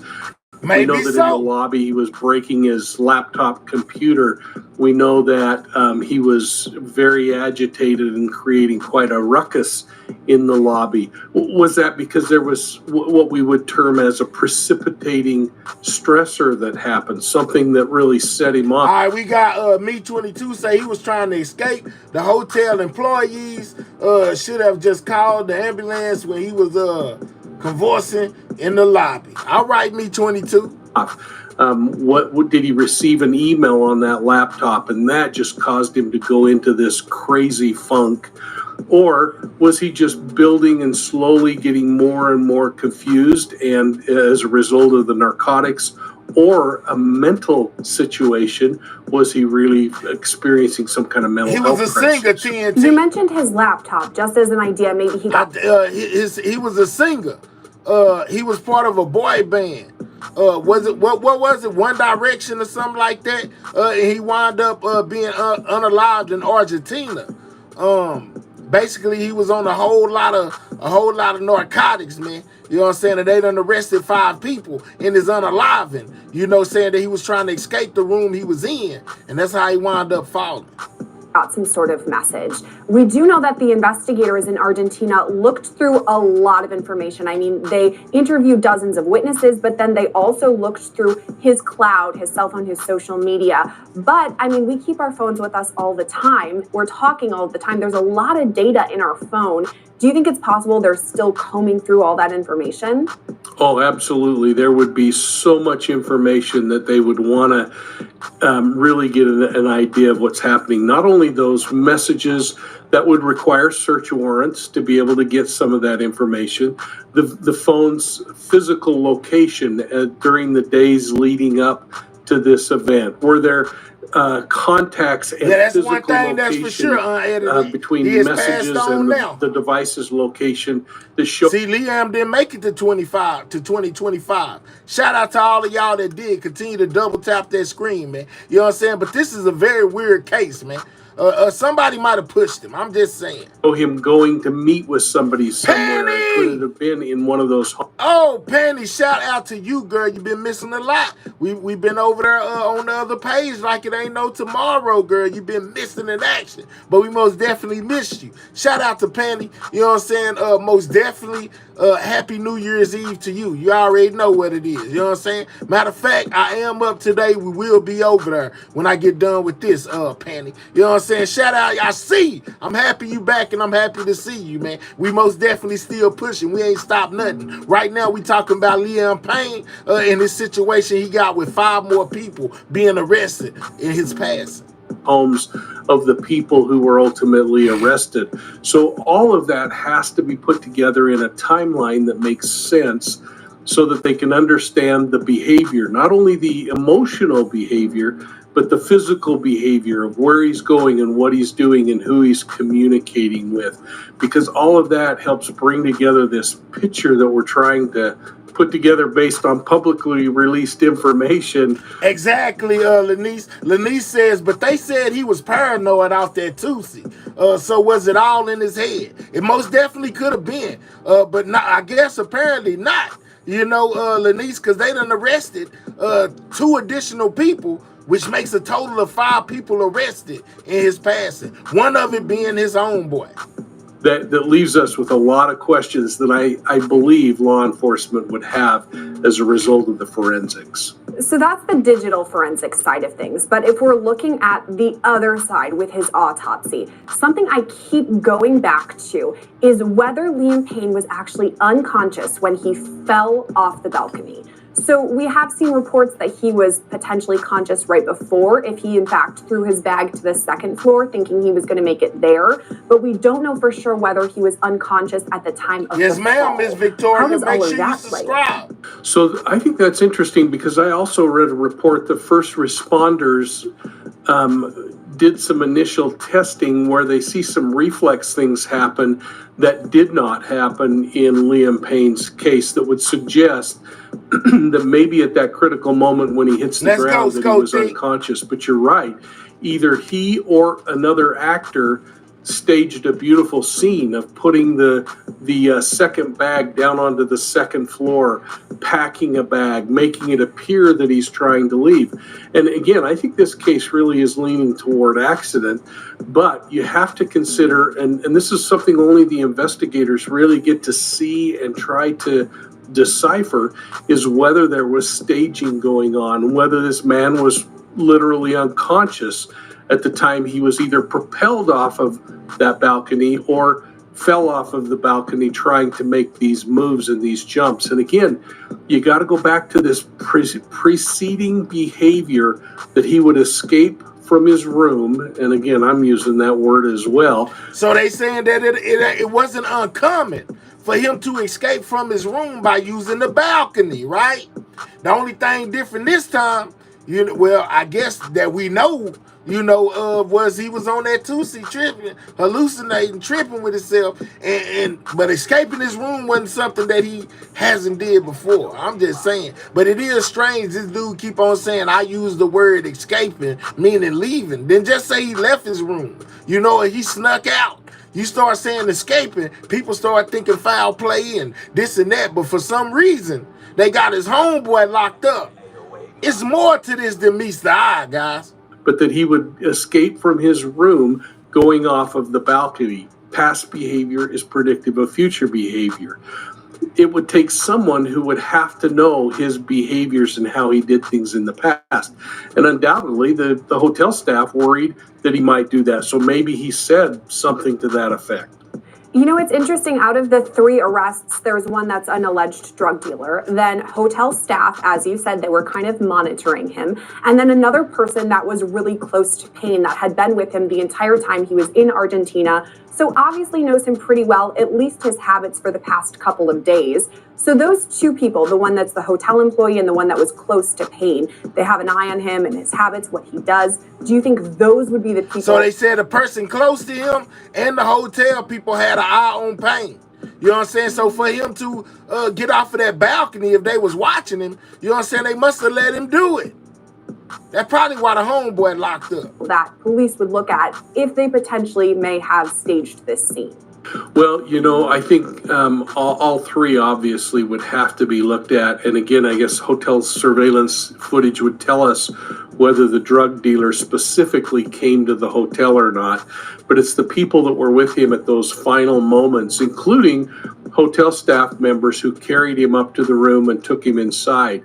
But when you see hotel workers doing some things like removing the mirror, and I've heard accounts that it was inside the room, I've heard it was just outside of the door. What they moved the mirror for? I don't know where it was, but they obviously felt like it was something that they needed to do. They were concerned about his behavior. Oh, they moved the mirror so he didn't hurt himself. Okay, I bet. That's what they saying. They saying they took the mirror out the room. For what? Someone was really planning a murder it makes you wonder, would they go through the steps that happened in this thing to be so visibly seen carrying him and other things? I don't know. And again, it's these cases get so interesting because it's the totality of evidence, not a single piece of evidence that really paints the picture and tells us what happened. You're right, and there are multiple players in this. Kind of going off what you were talking about, one of the people, their charges was abandonment of a person followed by death. So we can assume, based on that charge, that person left Liam Payne alone and then he died as a result. Do you think that's something that investigators are also going to consider? Well, I think right now we on Liam Payne, CO. Sis, you know what I'm saying? We talking about Liam Payne. Breaking news: 5 people arrested in his passing. You know, we looking at the facts of what happened that night. That's what we doing right now. Since you asking. They have to consider that under the criminal code, although I think we're seeing them tip their hand that they don't believe that the hotel or staff did anything criminal by getting him into his room and then leaving.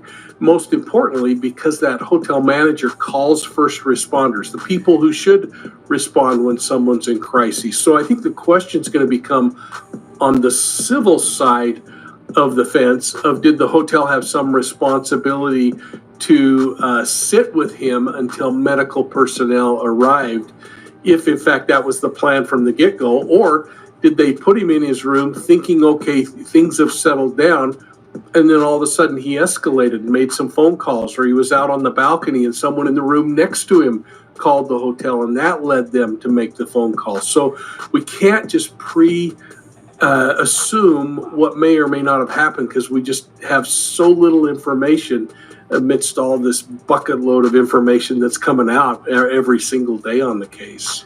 My next question is almost twofold. One, we have these 3 arrests, but we don't know anyone's name or identity. So why may that be? She said 3, but it most definitely is 5, guys. Don't get it twisted. You know, I stay on top of it. 5 people in connection with Liam Payne's unaliving. You know what I'm saying? Yeah, I'm just saying. That their identities are still anonymous, part 1 of the question. And part 2 is, do you think any more arrests could be down the pipeline? So I think on the first question, number one, we would have to look at Argentinian law and the way they do things normally there. Do they release an arrest affidavit like we do here in the United States that becomes a public record that we can access and determine who people are? I guarantee people in the community know who these people are, and I find it interesting that it's not leaking out that way, that somebody's not saying my cousin was the drug dealer or the accused drug dealer or something like that. But again, we have to take into account what is local law and what is the precedent locally in that. And is it possible that more charges could come forward? Absolutely. What becomes interesting in these kinds of cases is more of a personality of the investigative agency of, do they feel like they've gotten their pound of flesh and they've made their mark, and we look, folks, you're safe, and we've made an arrest, and they're going to just focus on what they've got, the low-hanging fruit, or are they going to dig deeper into this and try to make additional charges? And I guess that's the stuff that keeps you and me awake at night, wondering if there's more to the story than we're hearing. It's definitely that more. Our entire interview so far has been a bunch more questions we still don't know the answers to. You and I are speculating what could have happened. So obviously this is still under investigation. What is next for the authorities down there, hoping to find out more info and answer some of these questions we're talking about today? Well, now's the painstaking process of a true criminal investigation, where you really make sure that you have uncovered every stone that you can possibly think of.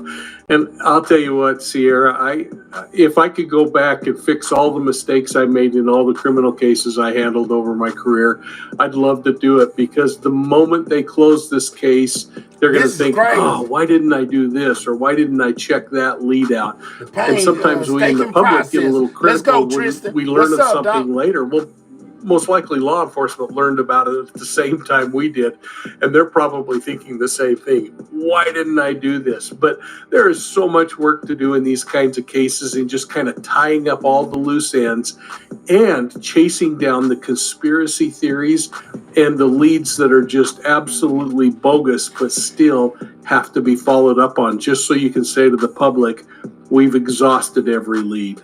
It truly is a devastating story of a life cut far too short. But thank you again to retired Police Commander Mike. Man, I don't know TNT, his exact age. I just know it's a lot of mystery surrounding his case, man. You know what I'm saying? When it comes to Liam. All right, so, you know, it's most definitely always more Diddy news. You know what I'm saying? Always more Diddy news. You can bet your bottom dollar. Now, we covered this a little bit the last time when it comes to the lady in Oklahoma who just filed charges against Diddy. There was also another man that's done came out and filed charges against Diddy. It said that came out and alleged Diddy of doing something to them. You know what I'm saying? Now they're saying that they got Diddy has suffered a mental meltdown in jail, y'all. It says Diddy allegedly suffered a meltdown while spending the holidays in jail, guys. You know what I'm saying? I want y'all to keep that in mind. You know, keep what I'm telling you right now in mind, because this next one is going to shock you. All right. It says Diddy is making headlines again, this time for an alleged emotional breakdown while locked up in Brooklyn Metropolitan Detention Center. An insider told Diddy, Daily Mail, that Diddy panicked on Thursday, December 28th, begging guards to transfer him to a prison hospital, y'all. With his high-powered legal team, Diddy thought he'd be out on bail by now. Spending the holidays behind bars was a nightmare for him, y'all. It says the insider added, the insider added that Diddy managed to calm himself using meditation techniques. It took him a few hours of deep breathing and focusing to get out of the bad space he was in, but he finally managed it. It says a separate source close to Diddy, however, denied the claims, telling the Daily Mail that he's staying strong in jail despite missing his family during the holiday season, which he typically spends with his little ones, y'all. It says Diddy has been in custody since September, awaiting trial on federal ex-trafficking charges, y'all. So Diddy done suffered a whole meltdown, you know, while he been in jail. And it's important to keep that in mind, right? You know what I'm saying? Because I guess the prosecution was watching, you know, and listening. You know, they've been accused of doing some things. Man, get those likes up. Double tap that screen, get those likes up, right? They've been accused of invading the space, spying on him, this and that, right? So I seen that, right? And it said, man, keep on looking. It's something going on with that boy Diddy. Okay. So then once I seen that, I seen this. Now, keep in mind what I just read to y'all. You know what I'm saying? Keep in mind what I just read to y'all. Because this next one may not be as shocking to some people, but it's most definitely important to acknowledge, right? So, the prosecution came at Diddy, right? With that infamous proposal that they do to so many people who can't take being locked up, y'all. You know what I'm saying? Who can't take being locked up. He just had a mental breakdown, right? You know what I'm saying? Y'all hear me? He just had a mental breakdown. So the prosecution moves in. It says Diddy faces pressure to cooperate with prosecutors in exchange. Y'all see what that BOND word is? You know what I'm saying? Pressure bust pipes. Pressure bust pipes. The prosecution has gave it, they done told Diddy's defense team, you know what I'm saying, to let Diddy know that we'll let you out. We'll stop saying that you a threat to the community. You know what I'm saying? And don't type the S word in there, y'all. Don't type that S word in there. But we will give you a deal so sweet, my God. We know you got little people at home, multi-million-dollar businesses to run, and you could be facing a life sentence in jail, to which if we don't give you bail, You know, you'll sit here to your trial and you won't get to see your little ones no more. I'm just telling you how they tell them in the interrogation room. But you can do this one thing for us. You can tell on some more people that participated in this, and we'll make sure you get burned, dog. It won't cost you $50 million. You won't have to put up your mama house or your passports. None of that. Just tell us some of the people around you that helped you do what you did. You know what I'm saying? Let's read this. It says, 2 weeks after his latest denial of bond, embattled bad boy entertainment CEO Sean Diddy Combs found himself at the center of a legal storm that shows no signs of quitting. Facing mounting pressure from the prosecutors, insiders now claim Diddy has been offered a chance of freedom, but at a cost that could send shockwaves through Hollywood and beyond, guys. You know, I'm just saying, it says, according to reports from celebrity insider Janet Charlton, they put her name out there, prosecutors are pushing Diddy to reveal the full extent of those allegedly involved in his rumored misdeeds. Sources suggest that authorities cast a wide net, demanding details on celebrities, athletes, studio heads, agents, and powerful business figures who may have played a role in Combs' legal troubles. They want him to take their deal, guys. They want him to take their deal. It says Charleston source claims that while Diddy has remained silent thus far, the temptation of bail and the possibility of a lighter sentence looms large. Sean is being tempted to start naming names. And if he cooperates, he could likely be granted bail until his trial, sources reveal. However, if Diddy refuses to cooperate, it says, however, Diddy's refusal to cooperate may not last forever. The insider hinted that the revelations could be seismic if Combs eventually speaks out. The list of people involved will shock the world. The source tease raises speculation about how deep the investigation may reach, guys. You know what I'm saying? So they giving him that deal. They giving him the deal of a lifetime. After he just had a meltdown. You know what I'm saying? After he just had a whole meltdown, Diddy has a lifeline now, guys. He can tell on some people, and they'll let him out. Or he cannot tell and stay locked up. What y'all think Diddy gonna do? He might actually be safer in jail. Oprah, Jay-Z, is gonna be many people, politics, and all. Yeah, man, double tap that screen, get them lights up. What y'all think Diddy gonna do? You know what I'm saying? Y'all think Diddy gonna take the bait? Bad boys for life. Take that. Now, in the beginning, a lot of people speculated he was gonna tell on everybody, right? But they hadn't gave him a chance yet. They were just keeping him locked up. They seen him have that meltdown. They like, yeah, we got him right where we want him. We can get some more people. You know what I'm saying? Will Diddy sing like a bird? You know what I'm saying? Let me know. Will he sing like Michael Jackson? Will he sing like Usher? Will he sing like Beyonce? I'm just saying, though. Breaking news. What you think he gonna do? His daddy was a rat. He a mice. For sure he telling. They playing like he didn't. Miss Victoria. Diddy done tried to get bail 3 times, done been denied. Every time they say he a threat to the community. That's what the prosecution say. Remember a while back they said that the prosecution was willing to work with the defense? Could it be that the defense and the prosecution worked out this deal? And all Diddy got to do is sit in an interrogation room and say, well, he was there and she was there. and they did this, and they did that. Something to think about, man. Something to think about. Just keep it fresh on your mind, man. Keep it fresh on your mind. You know, because more Diddy witnesses or victims have came forward. Don't forget this lady.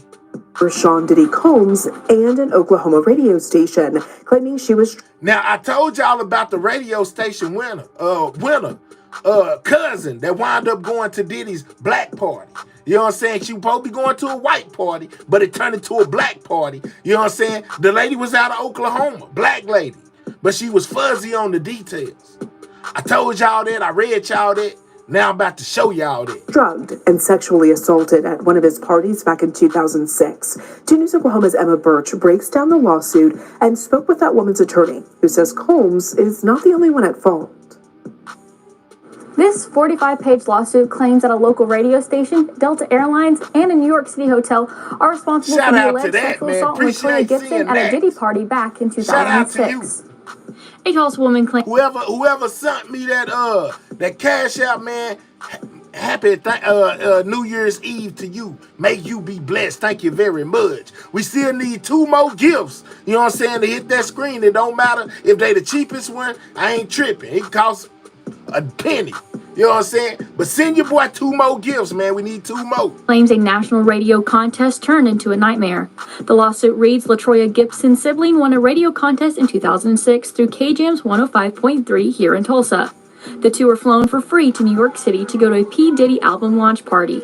Gibson's attorney, Ariel Mitchell, says that's when things went south. That her and her sister were separated because there was like this 2. Our favorite cloud chasing attorney. No, she gonna be on the scene. If it's something about Diddy, Ariel Mitchell Kidd will be there. She's the attorney for the lady.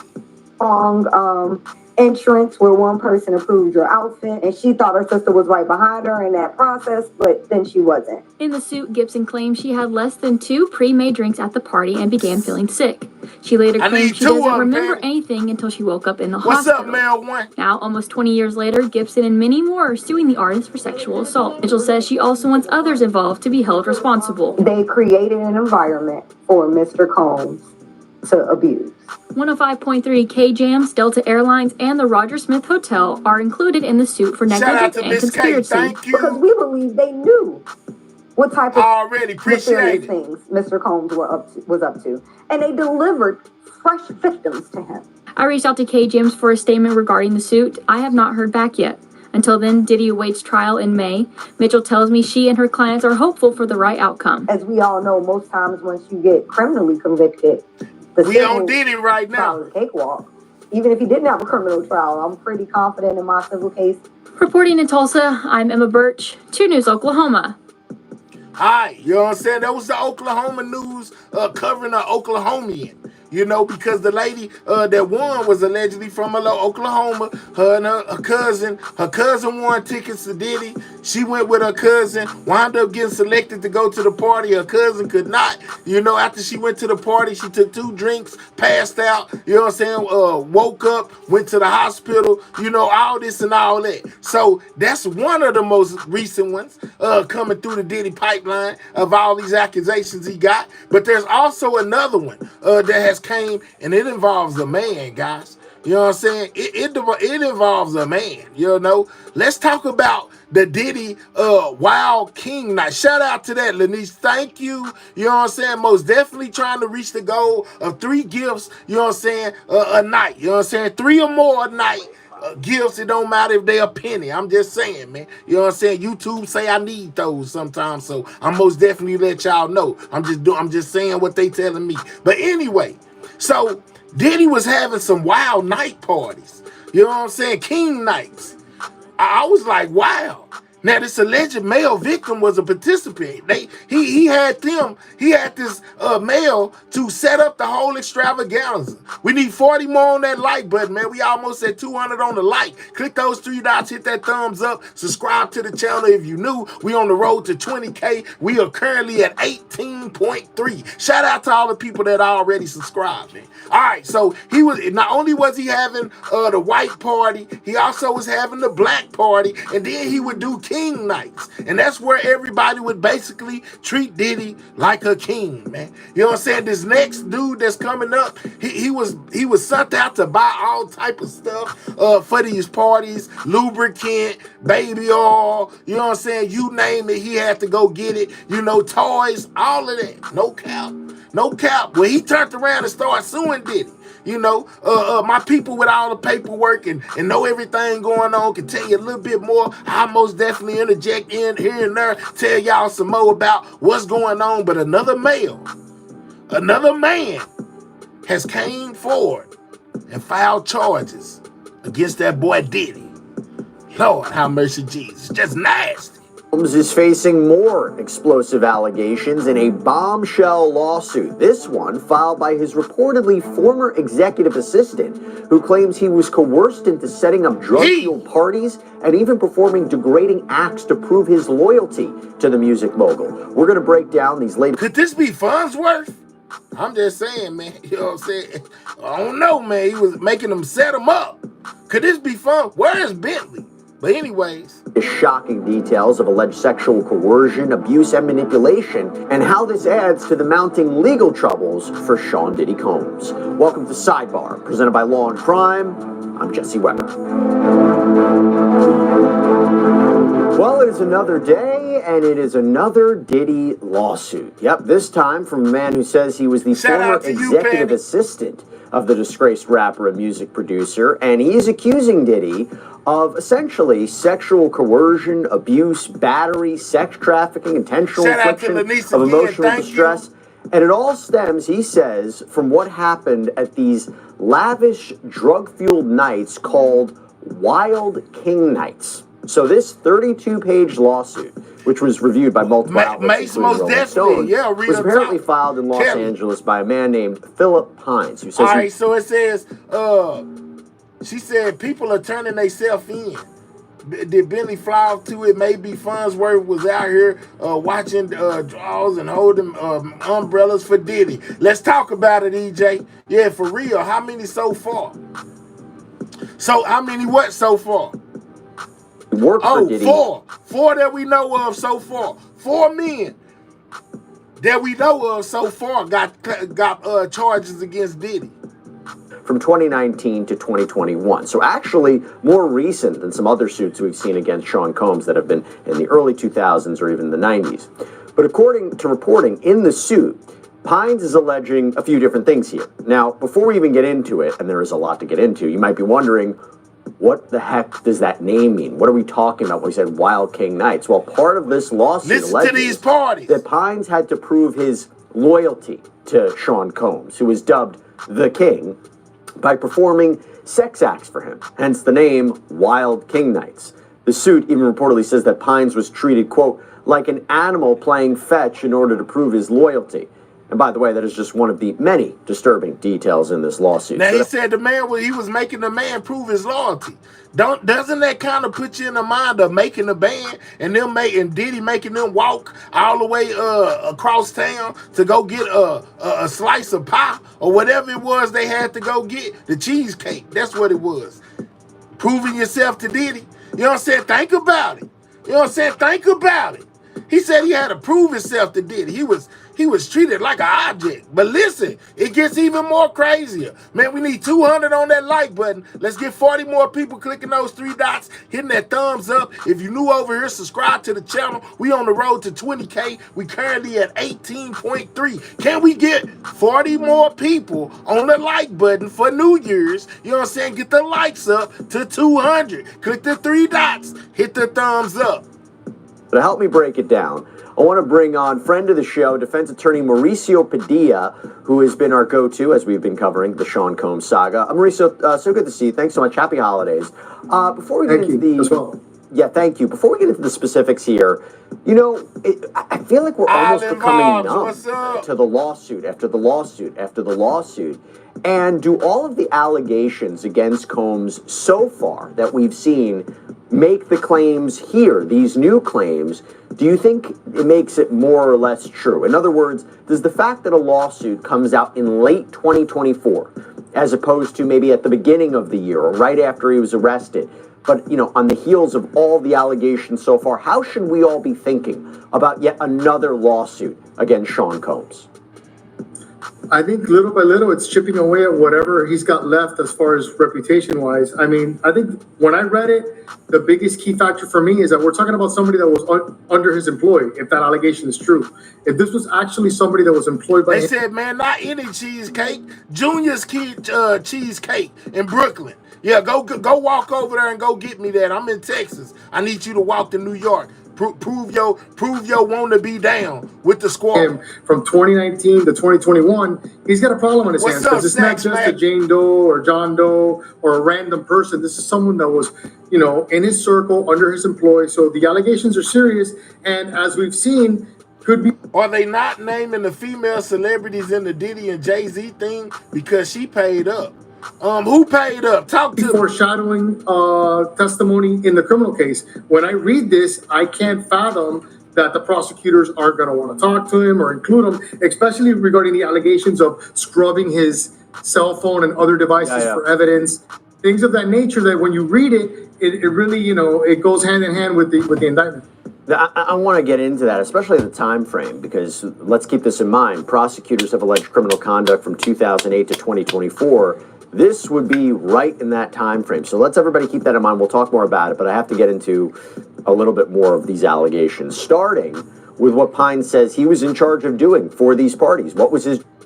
That's finna get crazy, y'all. He finna tell y'all what he had to bring to the parties, man. Hey, man, we need 29 more people to hit that like, man. We got a goal over here. We be trying to get 300 on the like every night. You know what I'm saying? We only got 180. We need at least 20 more people to double tap that screen, click those 3 dots, hit those thumbs up, man. It ain't that hard. You know what I'm saying? I'm most definitely bringing you the news that you can use. I'm fulfilling my end. Fulfill yours. Make sure if you in the building, you hit that like button, man. You know what I'm saying? And don't forget to subscribe, man. We talking about Diddy and his new male accuser, you know what I'm saying, who has came forth to say that Diddy made him prove his loyalty in all kind of ways.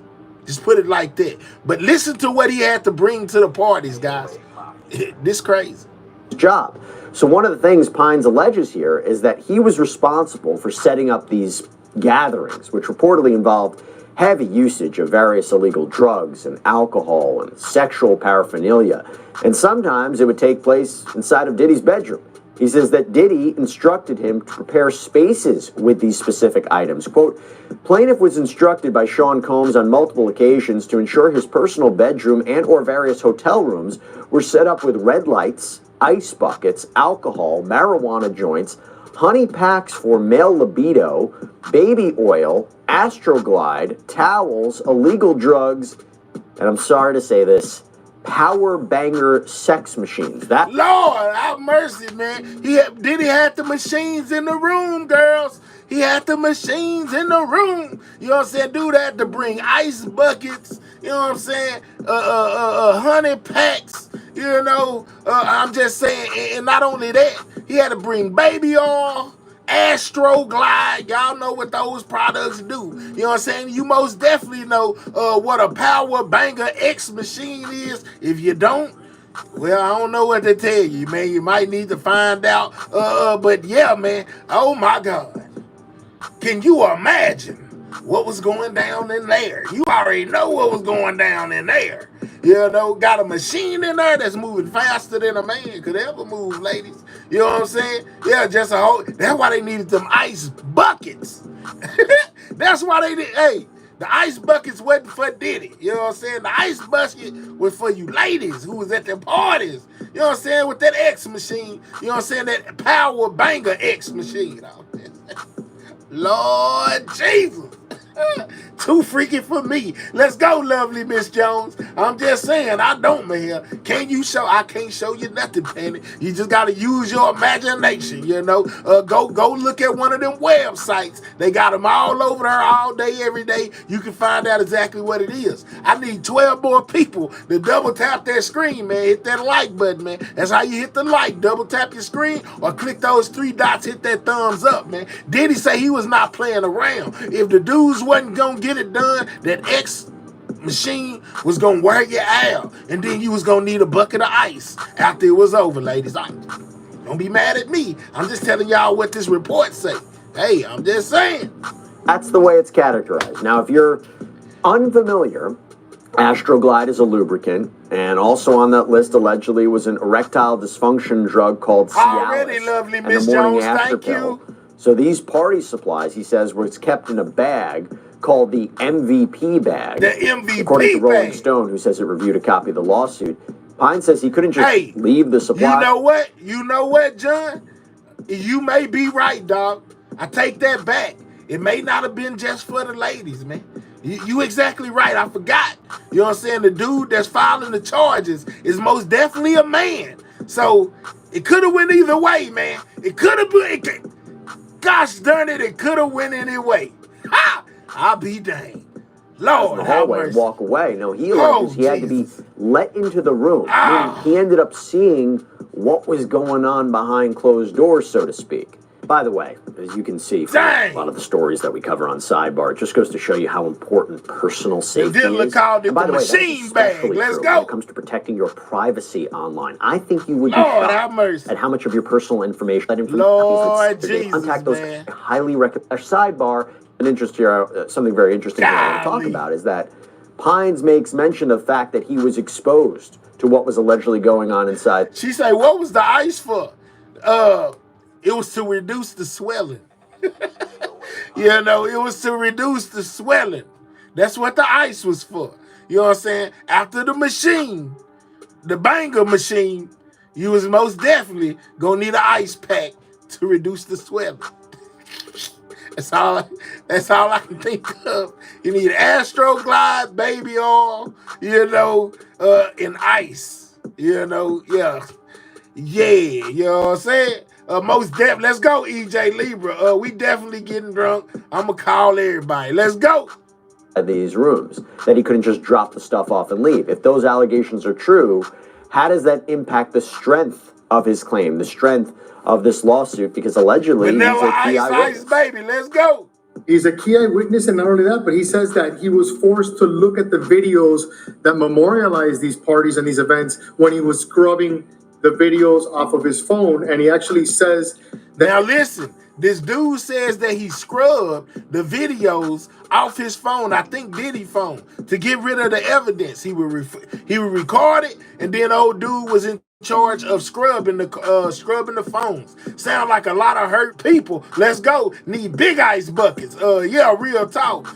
Complimentary participation buckets of ice. Let's go. That man sick though. That's crazy. He done popped a lot of grown men, mans, and then supposed to be popped. Let's go. Have they said anything definitive about the baby oil? Did it have we don't know yet. They ain't said nothing yet. He scrubbed more than the videos, no Diddy. Let's go, Polo. I can't imagine. Well, hey, just be lucky you wasn't there. Man, we need 5 more people to hit those 3 dots, get those lights. Why is it taking so long to get the lights up with 400 people in the building, man? Y'all in here watching, you might as well click those 3 dots, hit that thumbs up. Let's get them lights all the way up. What we doing? Get the lights up. Damn. That he was intimidated and threatened that if Sean Combs' family were to ever find the videos or images, that he would never work in the industry again. So not only was he live seeing the actual events that occurred, but he was also referenced to have to look at the videos and images that were when he had to scrub the phone. I mean, listen, this case is all encompassing to the point that P. Diddy has successfully vilified baby oil. And if anybody thinks that that's not true, this Valentine's, show up to your bedroom with a bottle of baby oil and see what your spouse says. Well, they're not gonna like it. What is that? I mean, what a year. What a year. One of the things is, the thing that stuck out to me, you mentioned it before, these allegations are so consistent with what the allegations are that are laid out by prosecutors when they describe the freak-offs in their indictment, right? These sex-fueled parties, these drug-fueled parties, the baby oil, the Astroglide, and it makes me wonder, baby oil, A, do you think Mr. Payne is a cooperating witness for the government? B, if so, do you think he was one of the people that they originally spoke to when they were coming up with this, when they were drafting the indictment and coming up with the charges? Or do you think he's come out after? Because again, I think the timing of the lawsuit's important too, at the end of the year, right now. Talk to me about what you think his role might be.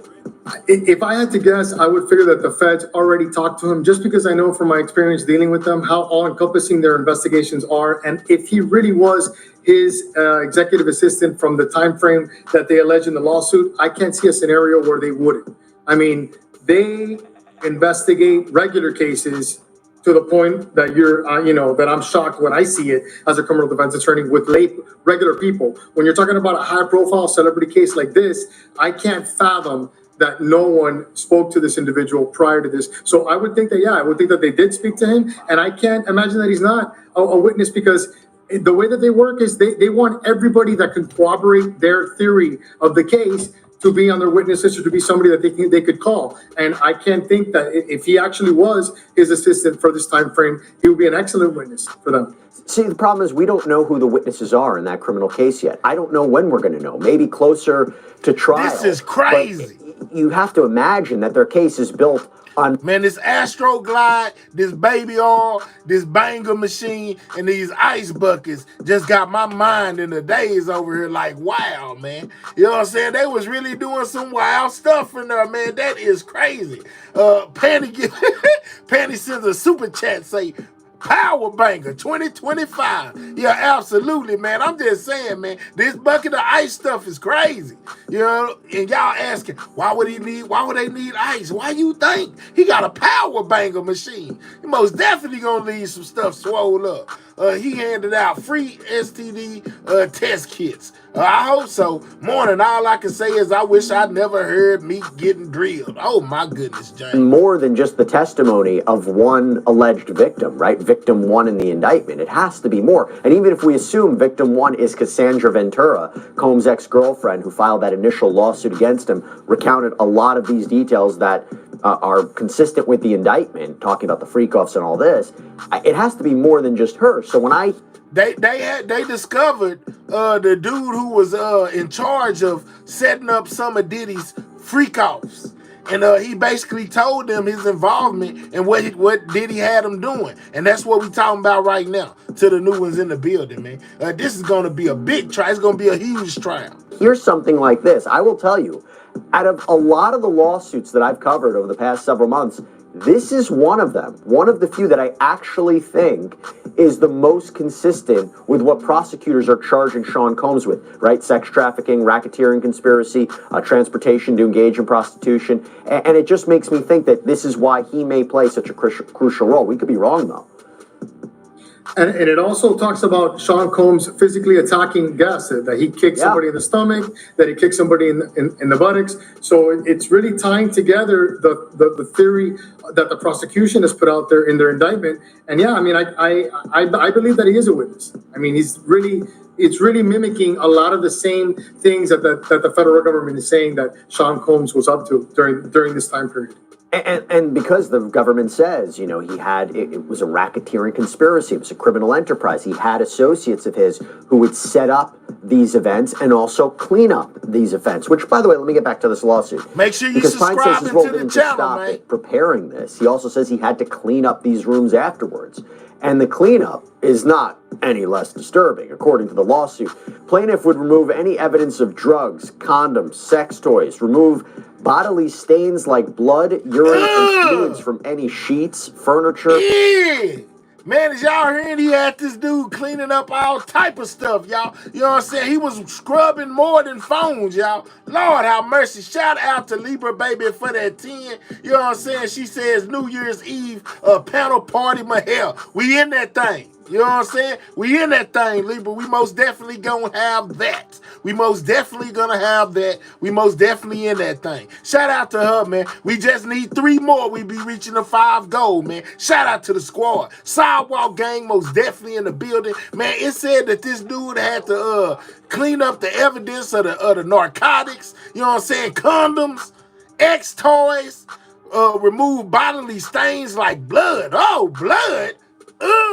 Why would blood be in there, man? The buckets of ice, the X machine. Lord, this is nasty. Urine, fluids from any sheets, furniture, and pack away all the items used during the Wild King nights, man. They was in there going crazy, guys. They was in there going crazy. Oh, my God. It said blood. I am disgusted. Blood?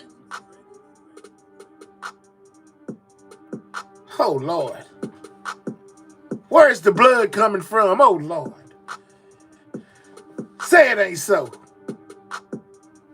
Huh. And pack away all the items used during Wild King nights. And all of this cleanup, he says, was also part of a cover-up so that no one would suspect anything was going on.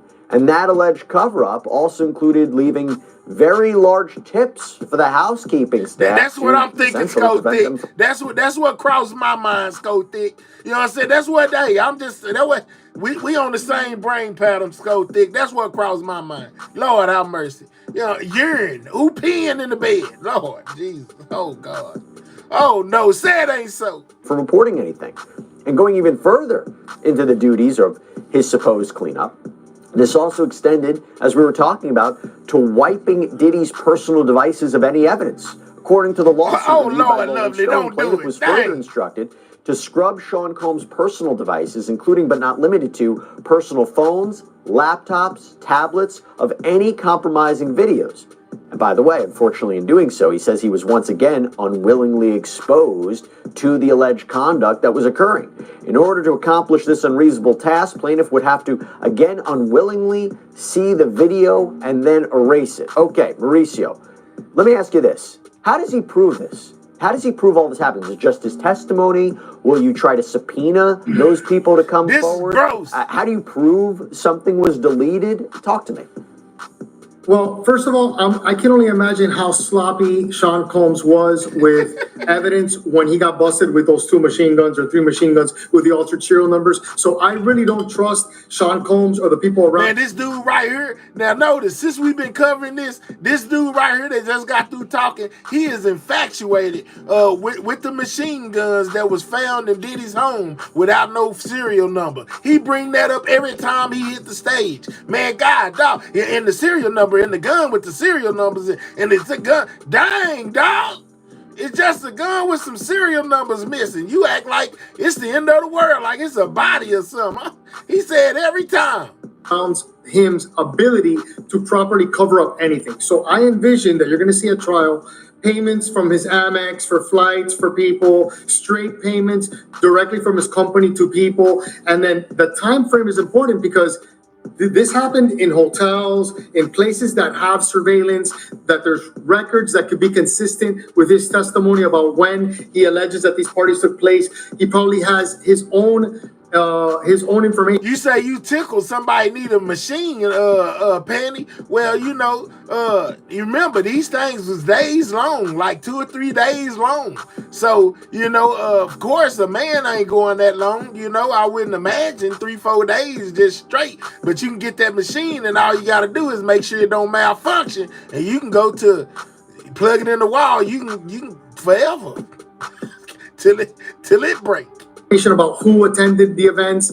When you're somebody like Sean Combs and you're such a celebrity and you're engaged in this type of behavior, people around you are memorializing it on their own. So I feel like this guy probably was creating his case prior to him even filing this lawsuit back when it was happening. Because when you're part of this, and if this is true that he's threatening you with the threat of being fired, with the threat of being ostracized in the industry, he may have taken steps to memorialize this himself, saying, you know what, I may have to defend myself in the future, and I'm going to start keeping records of what's going on. So I wouldn't doubt it if we see something like that. Does it hurt or help him that them talking about Mr. Pines, that he could be seen as an active participant in this, that he was complicit in it? Does it hurt his case? Does it hurt maybe if he takes the stand and testifies against Sean Combs at a criminal trial? I mean, listen, it's a double-edged sword. If it hurts or it helps, yeah, he was complicit. He even admits in his lawsuit that he went as far as to start having sex with this woman when Sean Combs forced him, but then he felt bad. So a lot of people are going to be like, well, you felt bad about it, but you got an erection and you started to have sex with her. So how badly did you feel about it? And I'm sure that his lawyers, Sean Combs' lawyers, are going to attack that. Like, yeah, you were a willing participant. You actually had sex with this woman. You penetrated her, and all of a sudden, years later, you want to back out and say, I wasn't a willing participant. I was forced. And I think you're going to. Now, remember, they was calling for people. They were saying people who were around him was going to get arrested and get charged as well. That probably was why this dude went ahead and came forward, because he knew he was probably already caught on some of them tapes doing some things he ain't got no business. So he was like, man, let me go ahead and jump out here in front of it. I'm going to just say Diddy made me do it, since that's what everybody else is saying, and see if I can't get myself off, by, turning on him. I was a willing participant until he went to jail, and they started saying they might charge some of these people on these tapes with doing things. So let me go on in there and say he made me do it so it can be better on me. They already said people were sending in money trying to stop tapes. Celebrities, this, that, and the third, was sending in money trying not to get exposed. Well, it could be that this guy didn't want to be exposed like that. So he said, before somebody else can expose me, let me go ahead and expose myself. And then I'm going to blame it on Diddy. You know what I'm saying? So I don't got to go to jail. Just my theory, allegedly. I could be wrong. He could have been made to do it. Or he could have been one of those people, they'll try to get ahead of the bullet before it hit him. I'm just saying. I see that a lot in the criminal trial as well, where people, they're going to be like, oh, well, all of a sudden Sean Combs flew you to a destination, paid you $20,000 to take part in an orgy, gave you drugs, but you're the victim. You're the victim. You didn't want to do it. And I think that we're going to see that a lot, not only from Mr. Pines, but from a lot of the witnesses that are going to come forward in the actual case, where Sean Combs' attorneys are going to be, labeling them as willing participants in something that is not illegal. The problem is that, as we've discussed before, even if you were doing this on the regular since 2008, it's illegal. And it's illegal to pay somebody to cross state lines to perform a sex act. And it's illegal. And it's illegal to cross state lines with drugs to have these orgies. This stuff's illegal. And one of the main underlying themes in the indictment, and I think you could argue here, is the element of using fraud, force, or coercion to force people to engage in these alleged sex acts. Because according to the review by Rolling Stone, Pines says if the devices, going back to the devices, for example, if the devices weren't wiped clean, he said there would be severe consequences. Plaintiff was instructed that if any of Sean Combs' family sees the videos, either on the personal device or cloud-based storage, plaintiff would be terminated with negative comments so that he could never be in the entertainment industry. That's something you mentioned, Mauricio, and I think that's interesting, by the way, on a side. Shout out to the squad, man. Shout out to Libra Baby for that 5. She say, hit that like button, man. Double tap that screen, man. We trying to get 300 on the like. Can y'all please hit the 3 dots, hit the thumbs up, y'all, if you don't mind. Note, if that is true, why maybe in the face of all of these allegations, his family has stood by him, right? So if all of this is true, if all this is true, out to the side, Sean Combs has not been found guilty. He's not been found liable in any of these lawsuits. But if all of this is true, it makes me wonder, did he compartmentalize his life and keep it away from his family because they have been backing him? So let's start there. So what do you think about that, Mauricio? Well, I mean, listen, it seems to me from the lawsuit that I read involving his son that he really wasn't compartmentalizing anything with his son, because apparently his son was involved in these parties, at least the one on the super yacht that ended up in a lawsuit. The issue is, I mean, when you're Sean Combs' son and you're 20-something years old, and your dad isn't drawing boldly defined lines in what's acceptable and what's not, one can imagine that maybe his son was mimicking his father, committing the same mistakes as his father. And that's a problem because, as we discussed before, the federal government loves superseding indictments and they love to rope in your family members. That may not be the issue in this case because they could lose the battle of public opinion. People may be like, wow, they're going too far in indicting his son. But that's something that I've seen a lot in my career, and I think a lot of criminal defense attorneys have seen. So far, what we've said in the indictment, has Mr. Pines committed a crime? Why do I ask that? Has he been, you think he has been offered some sort of immunity to testify? Again, assuming he would be a cooperating witness in a criminal case based on these allegations. Has he done something illegal by wiping the devices, by paying off the house staff, by cleaning things up, where he would be offered immunity to testify against Sean Combs? I mean, maybe theoretically, he could be part of this sex trafficking operation or this racketeering operation. What's your thoughts? Well, listen, anytime that, from what I've read, if they wanted to say that he was part of the conspiracy, they could, because anybody that helps in furtherance of the conspiracy can be roped into it. So you don't know what a honey pack is, Penny? You got to go to one of those convenience stores, man. You know what I'm saying? That sells them. Ask them for one. It's supposed to be like passion. It's supposed to, you know what I'm saying, get the man, you know, with a bald fist like this. You know, it's supposed to, you know what I'm saying? It's supposed to, you know, it's supposed to. That's the best I can tell you. You know, the honey pack is for, you know what I'm saying, closed fist action like this. You know, the man supposed to go like this when he drinks when he takes some of that honey pack. You know what I'm saying? Yeah, like Pops. Bang, bang, bang, bang, bang, bang, bang, bang, bang. I just keep it real, man. You know what I'm saying? You one of my members. You asked me, I told you. Don't be mad at me. Don't be. That's just what it do. You know what I'm saying? That's what it's allegedly. You know what I'm saying? I ain't never tried now. You know what I'm saying? But that's what I hear it's supposed to do. You know, like a closed fist. I'm just saying.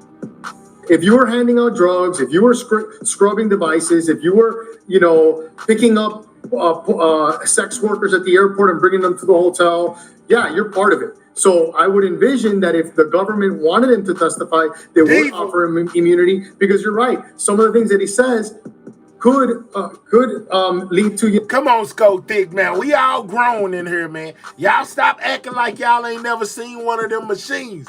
Scope Thick talking about, well, what was the machine for? Man, look. You done seen one without trying to see it. Scope Thick, stop it. The machine takes the place of a man, you know what I'm saying, with a closed fist, and it just go like this non-stop. You know what I'm saying? Just non-stop. It don't stop. It can go slower. It can go a little faster. And then it can just go like this. You know what I'm saying? Hey, like this. It's just going like this. That's what the machine is for. It don't get tired. You know what I'm saying? It only slow down if you want it to. You know, and it's gonna go, you know, for however long you want it to go. You know, that's what the machine is for. You know, male or female, you know, because Diddy and the both. We don't know which one of them was using it, you know, but the machine, it's like a jab, you know what I'm saying, like this. And it can go fast, it can go slow, it can go medium, you know what I'm saying? It got high, medium, and low, you know what I'm saying? And it just started out like that, you know, then it go a little faster. Then it go the fastest, you know what I'm saying? However, man, y'all quit messing with me, man. Acting like you don't know, like you ain't just stumbled across one, you know, flipping through some channels or something. I'm just saying, man. Come on, man. Stop it. You know, admissions of guilt and wrongdoing in the criminal sense. So I would envision that they would offer him immunity.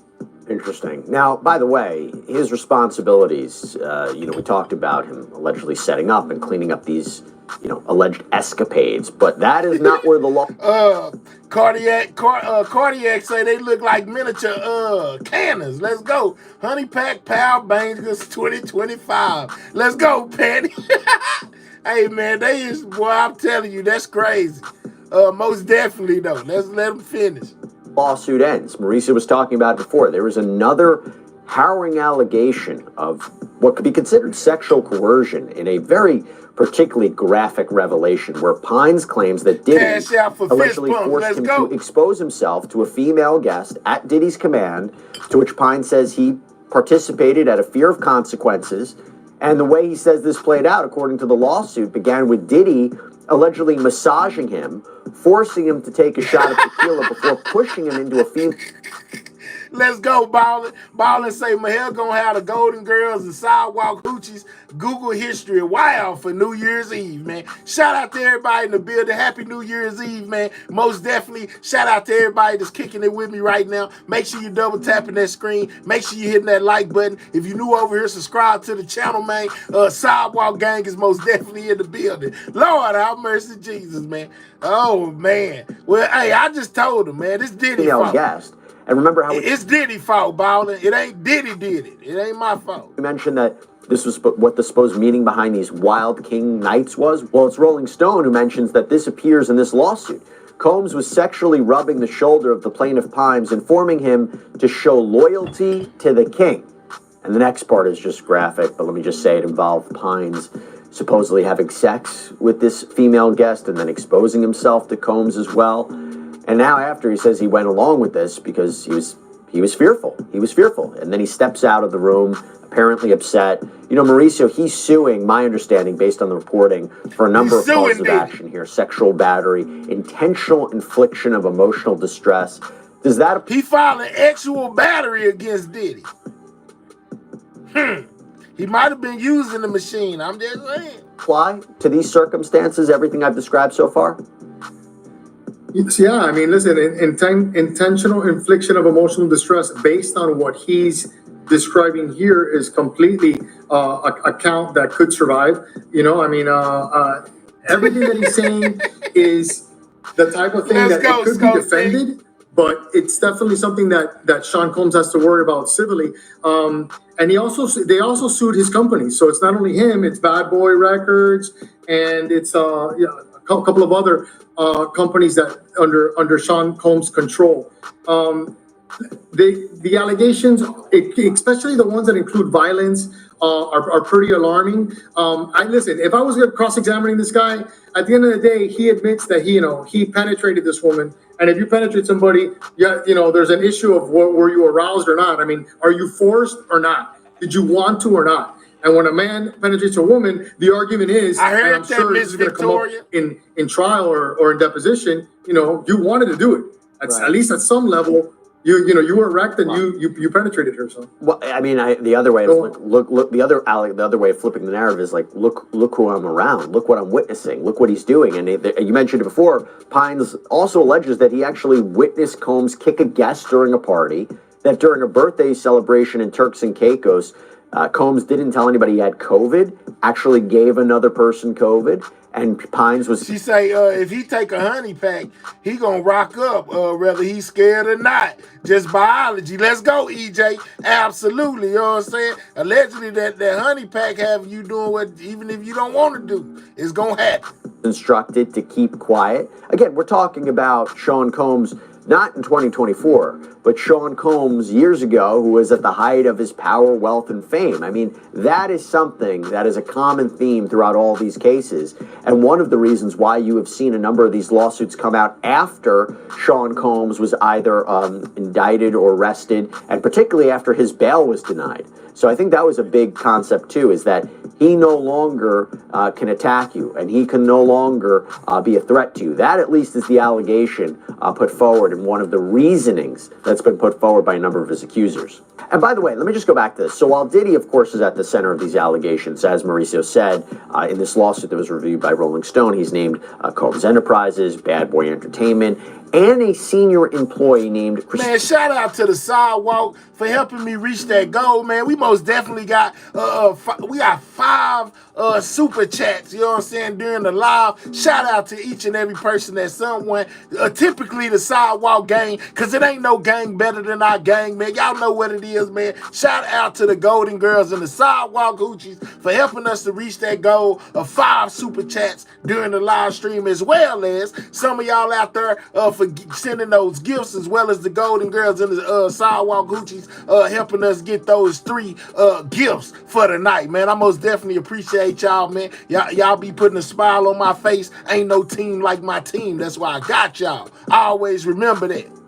Christina Coram. Now, Coram was mentioned in a filing by music producer Rodney Jones. I want to talk about that for a second here, because Christina Coram is allegedly Sean Combs' right-hand woman. She's even been described as a sort of Ghislaine Maxwell-type figure to Combs. And we know, of course, that Maxwell is the woman who was convicted of trafficking young girls on behalf of her boss, Jeffrey Epstein, or her boyfriend, her accomplice, whatever you want to call him. Now, according to a complaint that we've talked about here before, this was filed by Rodney Jones. As the chief of staff, defendant Coram was instrumental in organizing and executing the RICO and TVPA enterprises. That's the sex trafficking enterprises. And of course, we can't be totally sure what her alleged role is in these Wild King nights, but that is just some background a little bit on Ms. Coram. And Mauricio, I want to circle back with you on this, because I do wonder, Sean Combs is the... I'm gonna have to check it in a minute, Miss Victoria. You know what I'm saying? I most definitely, I can't check it now. I don't know. I'm pretty... It might have went through, Miss Victoria. I can't check it right now. I have to check it in a minute. I'm gonna have to check it out the live stream. It most definitely did come down through the screen, but that doesn't mean it didn't happen. Shout out to Miss Kim, but if you just leave it there until after the stream, I check it, even if it didn't go through. Shout out to you for at least attempting to send it. Make sure you subscribe so you can come back, and I'll let you know the next time if it went through, or I simply send you a message through Cash App to let you know I got it. You know what I'm saying? Shout out to you though. No matter what it was, ain't nothing too big or too small. We most definitely ain't turning nothing down over here. We appreciate all the support, whatever kind of support it is. Only one being charged right now. The government's been a little bit cagey about whether or not there's going to be a superseding indictment. Why do you think there hasn't been additional charges? Do you think there would be charges against additional other people after Sean Combs' trial in May? Or do you think that is a situation where people are going to be cooperating with the government and testifying against him? I think it's the latter. I think people are going to be cooperating with the government, testifying against them. I see it all the time in regular cases. I don't see why that would change in a case of this magnitude. And I believe that people around him must have been complicit. I think that he felt that he was above the law. This is somebody that got Obama to pardon one of his best friends that was in prison for drugs. This is somebody that actually thought that he was above the law. So I can only, think that, he was sloppy in the way that he did these crimes, that there's probably a trail of evidence, not only involving him, but everybody in his circle that he would, delegate these responsibilities to. And those people, when they're faced with the reality of, hey, do you want to testify or do you want to, possibly do time? I think we're going to see a lot of people testifying against him. And it's which is probably why they gave him that deal. You want to testify and get your charges knocked down. Remember, I told y'all that earlier. Diddy has been offered like a little plea thing. If he go ahead and tell on some people, they will give him bond until his trial. It's not that just even a power dynamic between an employer and employee. It's the power dynamic between a Sean Combs as your employer and you as the employee. I think that's going to be a big theme, as I mentioned before. Now, as for Sean Combs, we mentioned he's facing federal charges of racketeering and sex trafficking. He's pleaded not guilty to these charges. He's presumed innocent until proven guilty. But Combs' attorneys denied these allegations in this lawsuit, saying in a statement to Rolling Stone magazine, no matter how many lawsuits are filed, it won't change the fact that Mr. Combs has never sexually assaulted or sex trafficked anyone, man or woman, adult or minor. We live in a world where anyone can file a lawsuit for any reason. Fortunately, a fair and impartial judicial process exists to find the truth, and Mr. Combs is confident he will prevail in court. Real quick, Mauricio, before we wrap this up, he is right. He is innocent until proven guilty. If he is acquitted in his criminal trial, what happens to the other lawsuits? Do you think they still go forward? Yeah, they go forward. You're dealing with a different bar regarding, whether it's reasonable doubt or preponderance of the evidence. You could be found in, not guilty of a criminal case, but they could have, more than enough evidence to convict you in a civil trial. These civil guys are looking for money. They're not going to stop no matter what, even if he's acquitted or not. It's a completely different threshold, and I don't see them stopping until they actually, get money from him, which is what they want.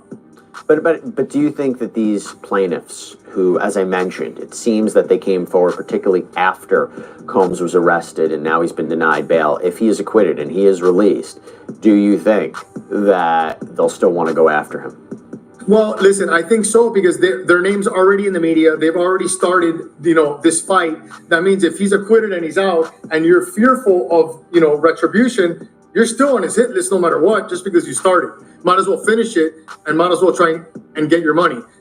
These lawsuits cost money.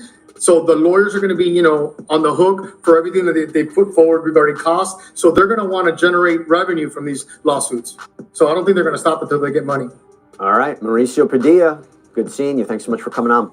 Now, there was something going on with Diddy's King Nights.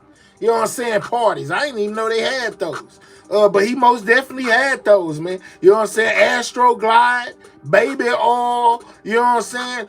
X Machines. Yeah, you name it, they had it. Blood, PP, Dude had to clean it up. Dude had to prove his loyalty to Diddy in so many ways.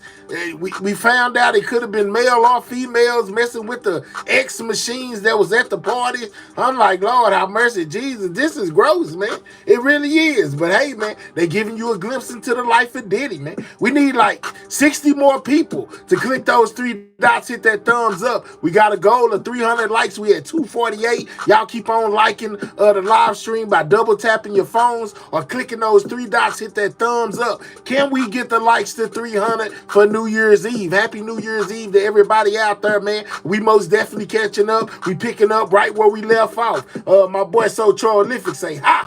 Only Diddy would have a King Nights. Yeah, I'm telling you, all of the above, that do not sound like a good time. Well, hey, man, evidently that was a great time. According to Diddy, he did it every so often. King Nights, freak-offs. You can't make this stuff up. Okay. So in other news, you know what I'm saying? Let's back out of this. In other news, y'all know that Jay-Z, you know, has been fighting, you know what I'm saying, for his reputation, you know what I'm saying, his freedom. Ever since they came out and said his name, he been, you know, fighting back at the media, fighting, you know, lashing out at the victims, this, that, and the third. His attorney even went as far as, man, shout out to that 5 right there. It say Happy New Year's Eve already, Cheney. Appreciate you, G.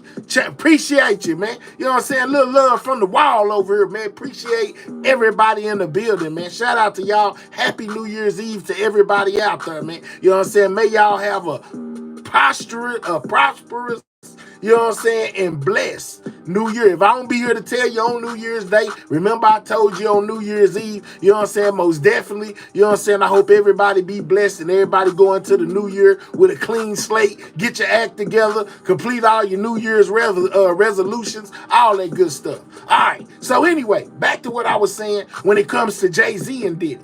Now, y'all remember that lady went and did that interview, you know, and she had, conflicting like things going on in her story. And then Jay-Z lawyer went and did a PowerPoint. And then Jay-Z lawyer started demanding that the charges get dropped or that the accuser would have to identify herself. Drop a 1 in the chat if you remember that. If you remember me telling y'all that the lady would have to come out and tell her name if the judge said so. You know what I'm saying? But the judge, yeah, go ahead. Drop them 1s if you remember that. You know what I'm saying? Drop them 1s for you, boy.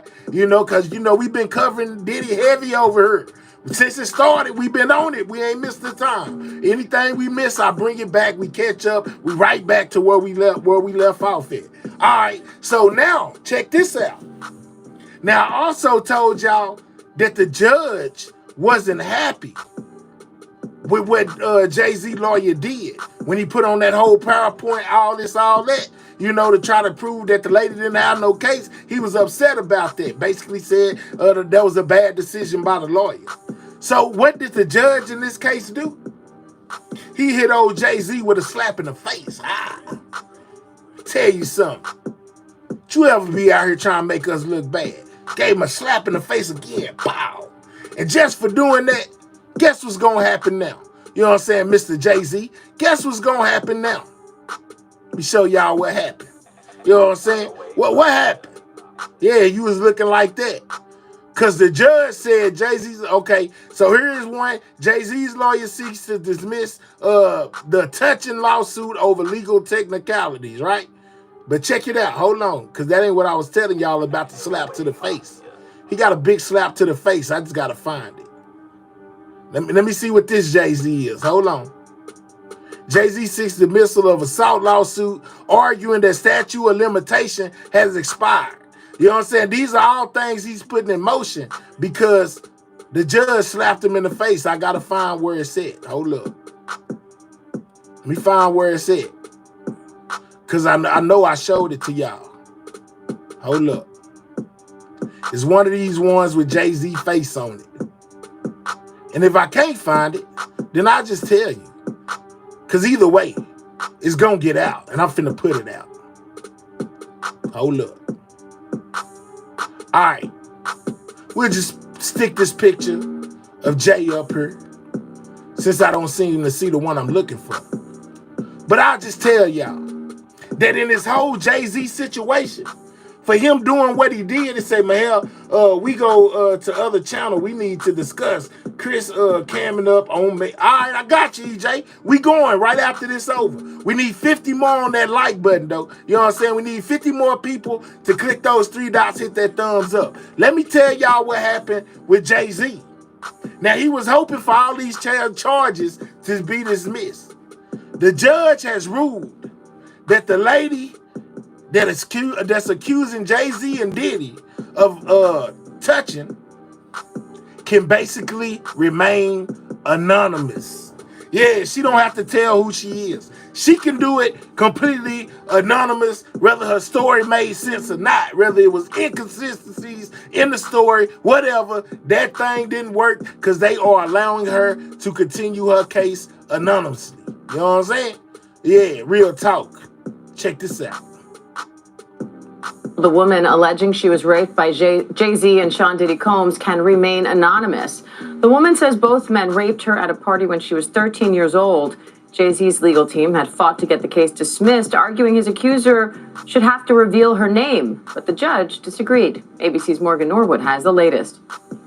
A legal victory for the woman who is suing Jay-Z for allegedly raping her when she was 13. A federal judge ruling the woman can proceed with the case while remaining anonymous, at least for now. But the judge also chastising the lawyers representing Jay-Z, accusing them of trying to fast-track the judicial process by repeatedly filing motions to reveal the identity of the Jane Doe to have the case dismissed. The judge writing in a... We don't know the woman who was there that watched Cosmic Energy, but a lot of people are speculating it could have been J-Lo, but they haven't released the name of the female celebrity, Celebrity B. They haven't released her name yet. They just let us know that it's a celebrity involved. 5-page brief that the Carter's lawyers' relentless filing of combative motions containing inflammatory language and ad hominem attacks is inappropriate, a waste of judicial resources, and a tactic unlikely to benefit his client. The court will not fast-track the judicial process merely because the counsel demands it.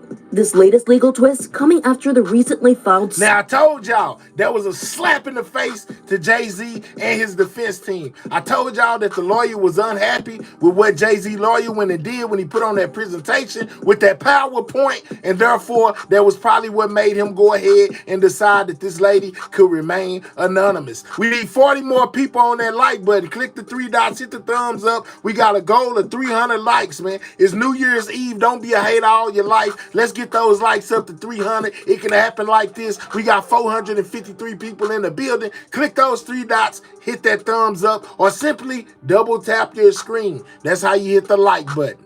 Civil lawsuit by Jane Doe, claiming that Jay-Z, whose real name is Sean Carter, and P. Diddy, drugged and raped a 13-year-old girl at an after party. This is for after educational the MTV Music purposes. Awards in 2000, while an unnamed celebrity watched. Jay-Z has vehemently denied all the allegations, putting out this statement 2 weeks ago, writing in part, "This is a blackmail attempt." The multi-platinum artist, who was 30 at the time, now a business mogul with decades of hits to his name, with songs like Run This Town.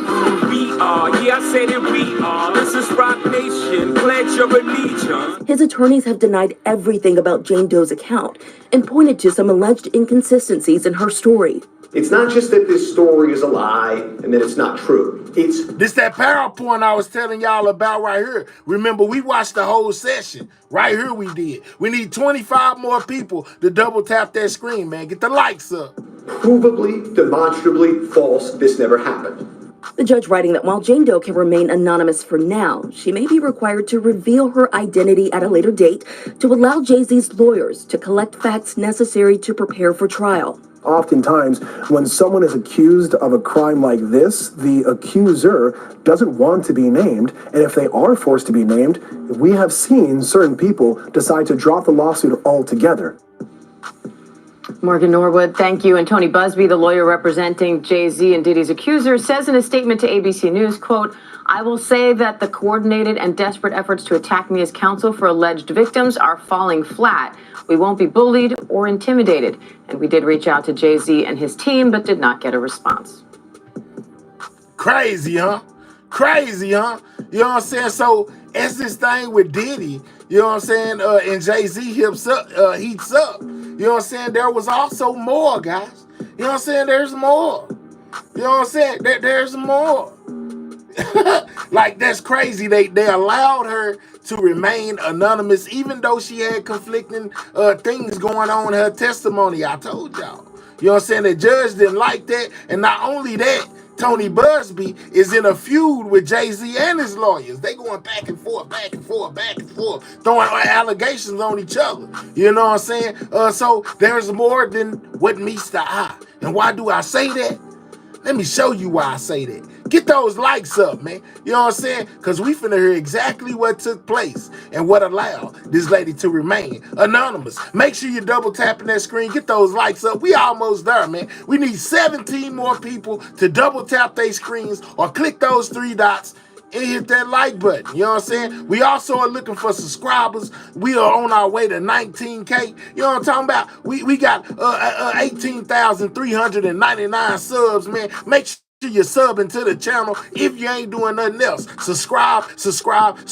We trying to get to 20. Subscribe to the channel, man. If you're not subscribed over here, man, you most definitely can get everything you're looking for right here in this right location.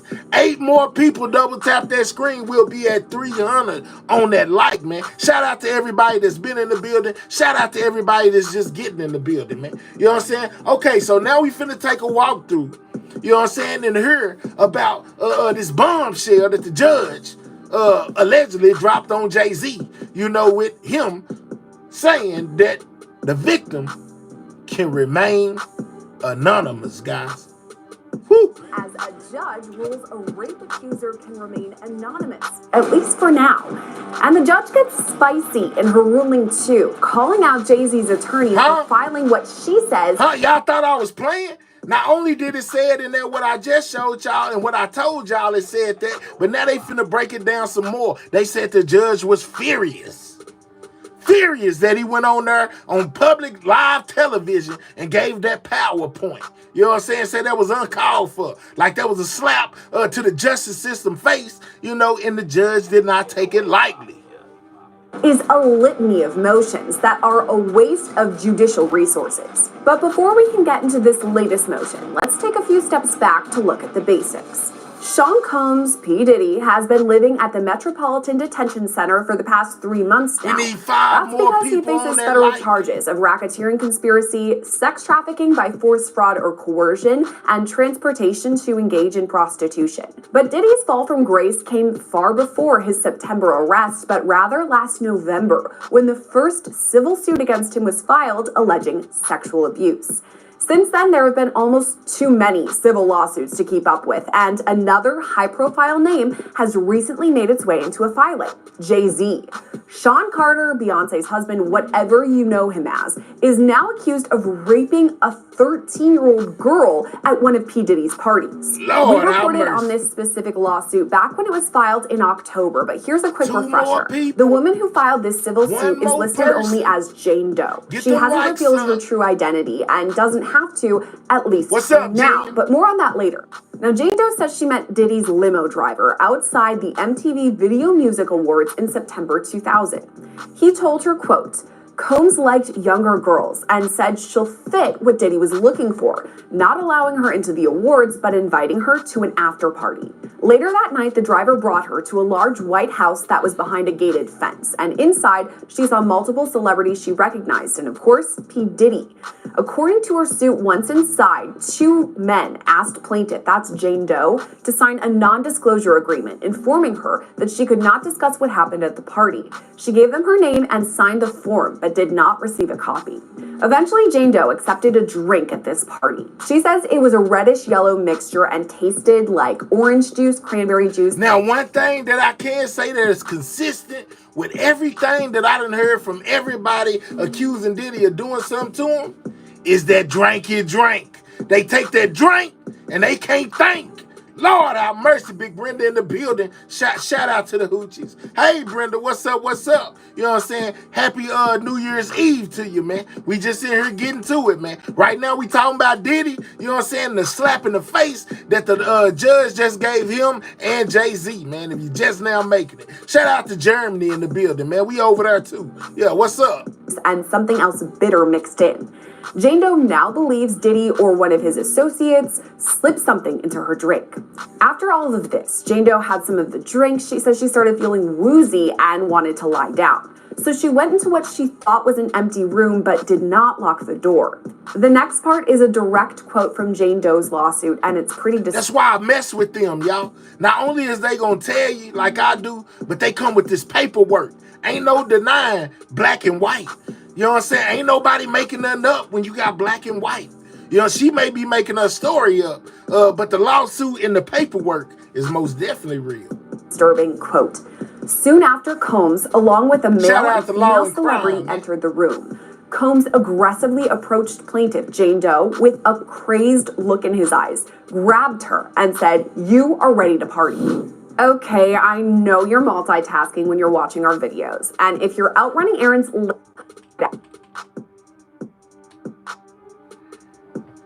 we all knew that Celeb A was a man and Celeb B was a woman. There had been rumblings that Celebrity B is actually Jennifer Lopez, which a lot of who was people Diddy's think, girlfriend at the time. But which is what a lot of people think.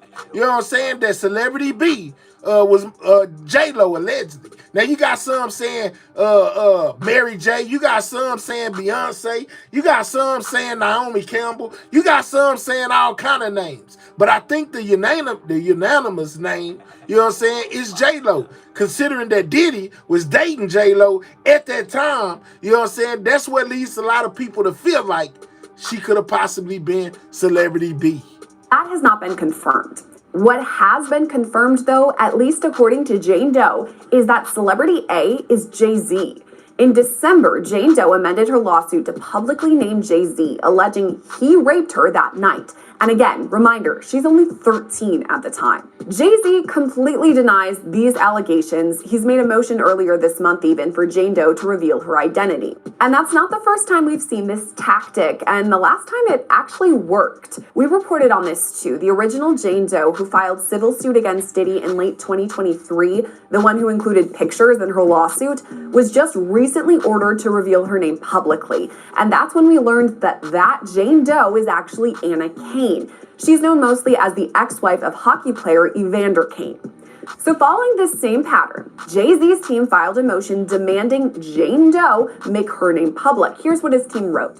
Admissions by the plaintiff, meaning Jane Doe, and damning admissions by her own father in a December 13 revelatory NBC interview cast yet further doubt on a claim that was obviously false from the start.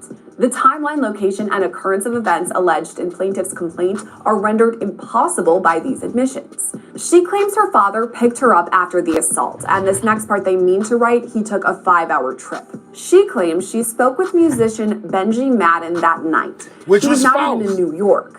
Now, they giving us a history course over things that we already know. Like the Benji Madison dude, the part of Good Charlotte, they was on the road on tour. They wasn't there. They never met the lady. Then she gonna go on to say something about her father picking her up. He say he don't even remember that, and as a dad, he feels like that was to be something that he wouldn't forget, you know, which also casted a shadow of doubt. You know what I'm saying? But either way, you know what I'm saying? Just letting y'all know we know what's going on. They giving us a walk back down memory lane, but we already done heard this 30,000 times. I just think people are scared of the abusers and can't speak on it. When people start coming forward, the fear starts to leave, and then they can start talking about what happened. Okay, I bet. Claims the assault took place at an after party hosted in a private residence. Photos show Mr. Carter at an after party at a nightclub. When pressed by NBC, plaintiff was forced to admit, "I've made some mistakes. I may have made a mistake in identifying. Not all faces there are as clear," and even Jen said, as an essay survivor, your fear should not never trump protecting others from the same. Okay, Jen, shout out to you, man. I hate that happened to you. People aren't scared. They want reimbursement. They want to be reimbursed. Okay, sorry to hear that, Jen. Yeah, absolutely, man. I hate to hear that. You know what I'm saying? Most definitely. You know what it's like more than anybody, man. That's crazy. and that she was guessing about key details, including the time it took to reach the venue. What is more, she admits she does not have a single corroborating witness over the last 24 years. In this motion, Jay-Z's team calls for an immediate preservation order, suggesting that Tony Busby, Jane Doe's attorney, could destroy key evidence in the case. The filing even says there's a substantial risk that this may happen. So Jay-Z wants this preservation order, but if not that, he wants the lawsuit completely thrown out and dismissed. But the judge wasn't going for it. The judge said no. Spicy part of the motion we mentioned earlier. To start, she broke down the criteria for keeping a plaintiff's name out of a lawsuit, saying there are several key factors in play in Jane Doe's case. One, whether the judge is a woman, said she. And she went to reading down the law to Jay-Z and his lawyers. They weren't as slick as they thought they was. One thing you don't want to do is piss the judge off, man. And another thing you don't want to do is piss my hair off. Double tap that screen, get them likes up, subscribe to the channel if you new. You know what I'm saying? We most definitely trying to get to that 19K, man. You know, we need about 600 more subscribers. You know what I'm talking about? And we'll be there. So if you in the building, you ain't subscribed to this channel, make sure you subscribe, man. Road to 20K. We at 18,415. Most definitely need all the subscribers we can get. So subscribe.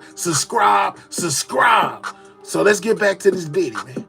Litigation involves matters that are highly sensitive and of a personal nature. Two, let's go, Polo. Whether identification poses a risk of retaliatory physical or mental harm to the party seeking to proceed anonymously, or even more critically, to innocent non-parties. Another risk, whether the plaintiff is particularly vulnerable to the possible harms of disclosure, particularly in light of her age, and whether the plaintiff's identity has thus far been kept confidential. Now, the motion lays out the pros and cons of keeping Jane Doe's name quiet. The judge notes, most importantly, plaintiff's continued anonymity may cause prejudice to defendants, making it more difficult for them to collect the facts necessary to mount a defense and, as appropriate, challenge plaintiff's credibility. But she says, nevertheless, at this exceedingly early stage in this case, the factors counseling against disclosure outweigh those that counsel in favor. So the judge granted Jane Doe's motion to remain anonymous, at least for now. She does note, though, that the court intends to revisit this decision at a future date. After all this, the judge addressed... The judge did some take that of her own. Take that. And said, man, this woman can stay anonymous for now.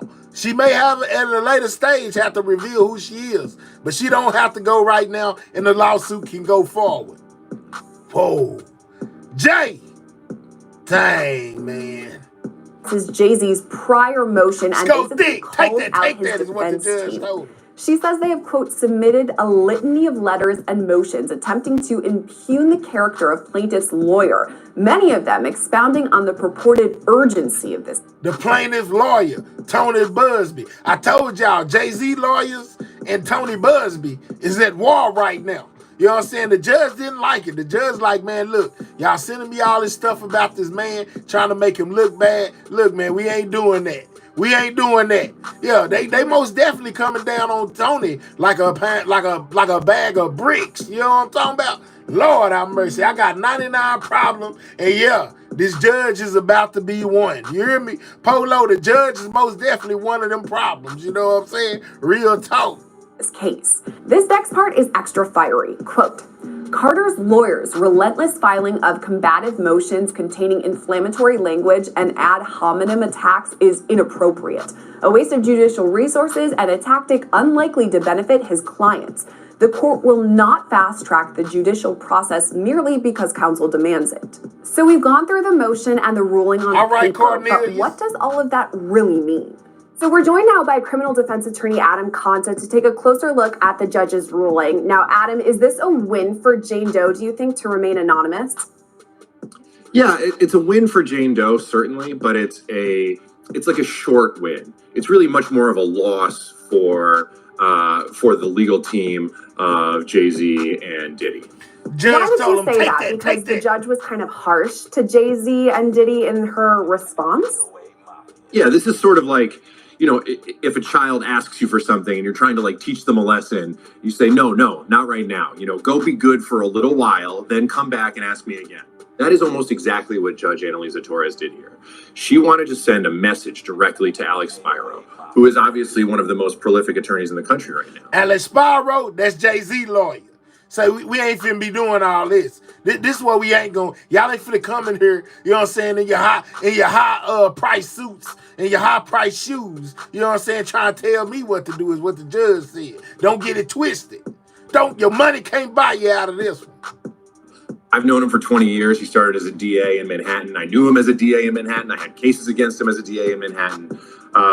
And he's gone on to do incredible things. But he has a very specific style. And there's a lot of people who don't like that style. And Judge Torres is one of them. He's now twice kind of taken the reins and tried to take control of the narrative of cases by putting on sort of these preemptive press conferences. He did it with Mayor Adams, and he did it now with Jay-Z, where he goes to the press and essentially puts on a PowerPoint and says, hey, this is why I think this case is garbage. This is all the inconsistencies. This is where this case fails. But you know what Jay-Z lawyer did? All he did was take, just like what the feds did to Diddy, put it in the court of public opinion. That's all Jay-Z lawyer did. He fought the case in the court of public opinion. You see what I'm saying? He pointed out all the inconsistencies, you know, to why you shouldn't believe what this lady was saying. You know, so since they call it the court of public opinion, he already knew that it was a potential that he was going to have to fight the case in court. So what they say about Diddy when all the information started leaking is that he wasn't going to get a fair trial, or he's being spoke on in a negative light in the eye of the public, leaving people to make their own decisions about whether he's guilty or innocent, and that was the grounds for him not getting a fair trial. Well, Jay-Z trying to make sure he get out in front of this one and potentially get him a fair one by pointing out the inconsistencies in the court of public opinion. Just saying. But it's obviously from his point of view. And so the judge doesn't like that. You know, the other side of that, especially as for me as a defense attorney, is, well, that's what the DAs do every time they make a big arrest. That's what the federal prosecutors do every time they make a big arrest. They go in front of the camera and they put on this sort of dog and pony show press conference to like tell the nation why this is such a just arrest, why this is such a just prosecution, and to try to get public opinion behind them as they move forward in the case. I was just finna say your name. Shout out to my girl Unapologetic. I've been looking for you, you know what I'm saying? Like a burglar in the middle of the daytime with a flashlight. Like, where's my girl Unapologetic? I ain't seen her in like 3 live streams. Shout out to you, Unapologetic, for that gift. Most definitely, may you have a blessed New Year's Eve as well as a blessed New Year's. Shout out to Unapologetic once again. For those wavy fingers, I see you. Clap, clap, clap. Yeah, I missed you too, man. Good to have you in the building. Shout out to my girl Unapologetic, man. I'm just saying. Shout out to the Sidewalk Gang, you know what I'm saying? The Golden Girls and the Sidewalk Hoochies, man. You know what I'm saying? I always put a smile on my face to see you, Unapologetic. Shout out to you. It's really Alex Spiro doing the exact opposite thing to help his client, but the judge really didn't like it. And so all of that is to say that this ruling to me is specifically directed at Alex Spiro, saying, I don't like what you're doing. I don't like all the motions you're filing. I don't like how you're going about handling this case. And if you continue to do it, you're not the only one who's got some tricks up their sleeve. I can also do things to make this process more difficult.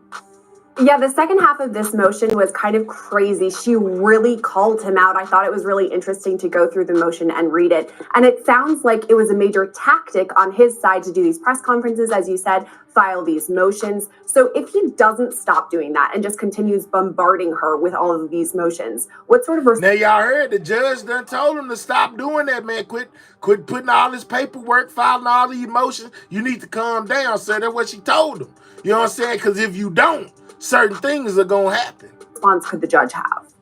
If I'm being honest, not much. You know, I mean, the federal court system has a lot of power, and the judges there have a lot of power, and they demand a level of respect that that sometimes judges in state court don't demand. And I say respect, actually, it's more formality. They demand a formality in the process, and so they can do these things, and they can make your life very difficult. but they don't have a lot of leverage, especially over someone like Alex Spiro, who works at a private firm. You know, the judges can't stop him from continuing to bring in a stream of business. And the reality is that even though this victim's name has been continued to be made anonymous for the public for now, that just cannot continue. Because what the judge is doing currently is balancing the public's need for information and the defense's need for information so they can prepare for trial versus the effect that this will have on the alleged victim and her psyche. And obviously the world knows that as soon as her name is revealed, everyone is going to come down on her, from the media to her, to his attorneys, to the social media. You're going to get it from all sides. And so she's doing this victim, the alleged victim, a favor right now. Oh, shit. Ryan says Jay-Z is a butt lover too, allegedly. All right, dog. By keeping her anonymous, but it's just not Jay-Z practical. really so wants if he keeps to doing fight this, getting back this to your case. question, And if he that's keeps filing these motions, let's go. If he keeps making the process difficult, she could sanction him, but she would really have to prove that these motions were not just frivolous, but almost malicious. But ultimately, she's going to have to sign off on revealing the identity of this alleged victim, and there's nothing that's going to stop that from happening if this case continues to move forward.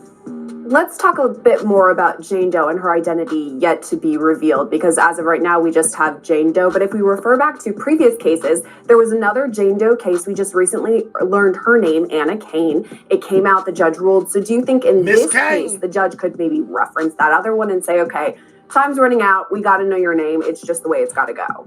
Yeah, this is a major Make sure y'all subscribing to the channel, man. Because it's related to Jay-Z, because it's related to Diddy, and even because the attorneys, Tony Busby and Alex Spiro, involved. Those are names that are big names right now, and so it gets attention. But this isn't an unusual thing. There are plenty of cases that all of us in the criminal justice world have had where we want to know a victim's name. We want to know more information on an undercover cop. We want to know an alleged victim of sexual assault so we can get an investigator, so we can do our research, so we can do all these things. And even without the bright lights of Hollywood and the media and scrutiny of social media, judges still routinely rule in favor of protecting someone's identity in this situation. So I don't think this is sort of... So he says not uncommon, really, for a judge to, keep people's names anonymous. They do it a lot to protect the victim. I understand that completely, man. You know what I'm saying? We listening, you know what I'm saying, while they giving us what's going on within this case. But the main thing that you should take from this is they said that the accuser of Jay-Z and Diddy can remain anonymous. Outside the box, where no other judge or judicial review committee is going to look at Annalisa Torres' decision and say, wow, this is so unreasonable. This is going to get overturned immediately. This is outrageous. You're not hearing any of that. In fact, if you look at some of these articles, they'll even say, this is kind of a routine thing. But the reality is, like the case you just referenced, at some point, it is impossible to prepare. It is impossible to confront your accuser, which you have a constitutional right to do, unless you have their identity, unless you can do some real meaningful work. And getting the name of the accuser the day before trial or a week before trial, which some of us have had happen, is mostly a thing of the past now, because appeals courts have been pretty clear that that is a massive prejudice to be able to put on a reasonable and meaningful defense for your client. And this is something that Judge Torres referenced specifically in her motion. She basically said, I will keep this quiet. Your name will be Jane Doe for now, but I reserve the right to change my mind. And according to what you're saying, it sounds like she might. What could a timetable look like for that, for us to know Jane Doe's true identity? It's hard to say. I mean, part of what the judge was angry about was Alex Spiro's constant barrage of letters, which she found combative, full of inflammatory language. But the heart of those letters was essentially, let's move this along. Let's do this as fast as possible. So even if she's trying to stop him from doing that, I don't think there's going to be a shift in strategy on trying to move this case forward as fast as possible. They want this case resolved and done as fast as possible. Now, sometimes that's just puffery, but we'll see as this case goes on. If you see a continuance of Mr. Spiro's sort of pursuing getting this to trial quickly, then that's We'll going to be shorten over up the there in a timeline. minute, A Mel. lot of times We gonna attorneys ask jump for in it. more time to review discovery, As soon as I'm done, we going. find witnesses. But in this case, it sounds like they want to push this as fast as possible. So the closer we get, and guess what, man? I ain't missing nothing, dog. I swear to you on Jesus, I ain't missing nothing, man. I'm here with my people. It's New Year's Eve. You know what I'm saying? Shout out to them. We ain't missing not a thing. You know what I'm saying? We work. We got 2 phones, one for the news and one for the other.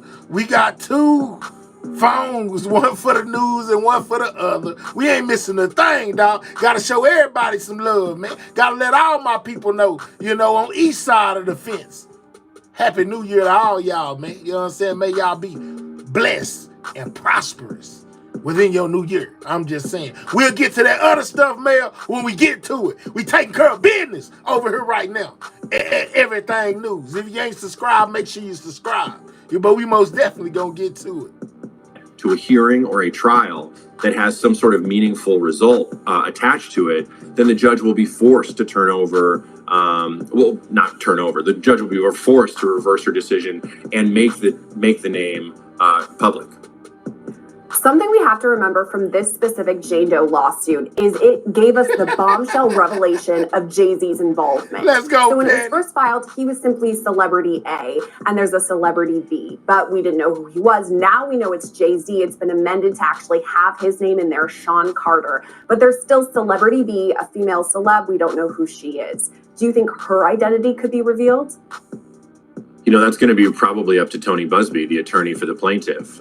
Clearly, they're trying to use these sort of Celebrity A pseudonyms as leverage. And you can see what happened when they put Sean Carter in there. I think it was first filed in October, and then they put him in only a few weeks ago on December 8th. And look what we're doing now. We're talking about it. It's in the news. Kind of had died down the specific allegations. It was more just sort of an umbrella story about Diddy and what his parties meant and sort of what they mean right now in the legal world and in the world of media. But now that they've added Jay-Z's name specifically to it, it's obviously getting a whole new wave of attention and more focused attention on this victim. So I think it's going to be tied to the media cycle, if I had to guess, and how these rulings continue. And they have this celebrity name that is sort of waiting to take over the headlines when they choose to release it. So I think it will be added, but it's going to be a strategic time. What about additional lawsuits? Because Tony Busby, the name you've been mentioning a lot, has said, he said there were thousands of allegations, but he says he's going to file more than 100 civil lawsuits. So we obviously know that P. Diddy is going to be involved in this, but could Jay-Z, could other celebrities that have yet to be named? Yeah, of course. Just put a dartboard up, put any celebrity you want on there and just throw a dart. And any one of them could be involved. How many people have you heard named that were at these parties? Like, these were synonymous. When you said party, Hollywood party in the early 2000s, Diddy was synonymous with that. There's a sketch you can find online of the opening scene to the VMAs, right? The MTV Video Music Awards. The whole point of the sketch is that everyone was at a Diddy party. The whole thing is surrounded about glorifying Diddy's parties. And so everyone who was hot during that time period was at one of these parties. Jay-Z, LeBron James, Ashton Kutcher. The list is endless of celebrities. It's crazy they should bring up LeBron. Did y'all hear about LeBron basically taking a break from the NBA and allegedly leaving the country?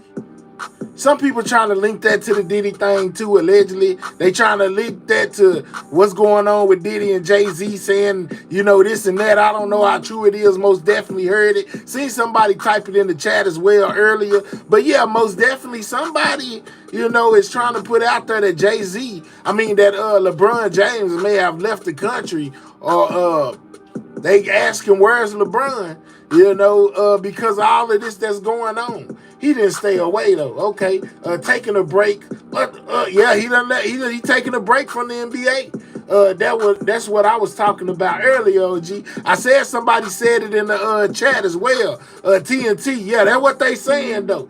He goes and gets treatment on his knee.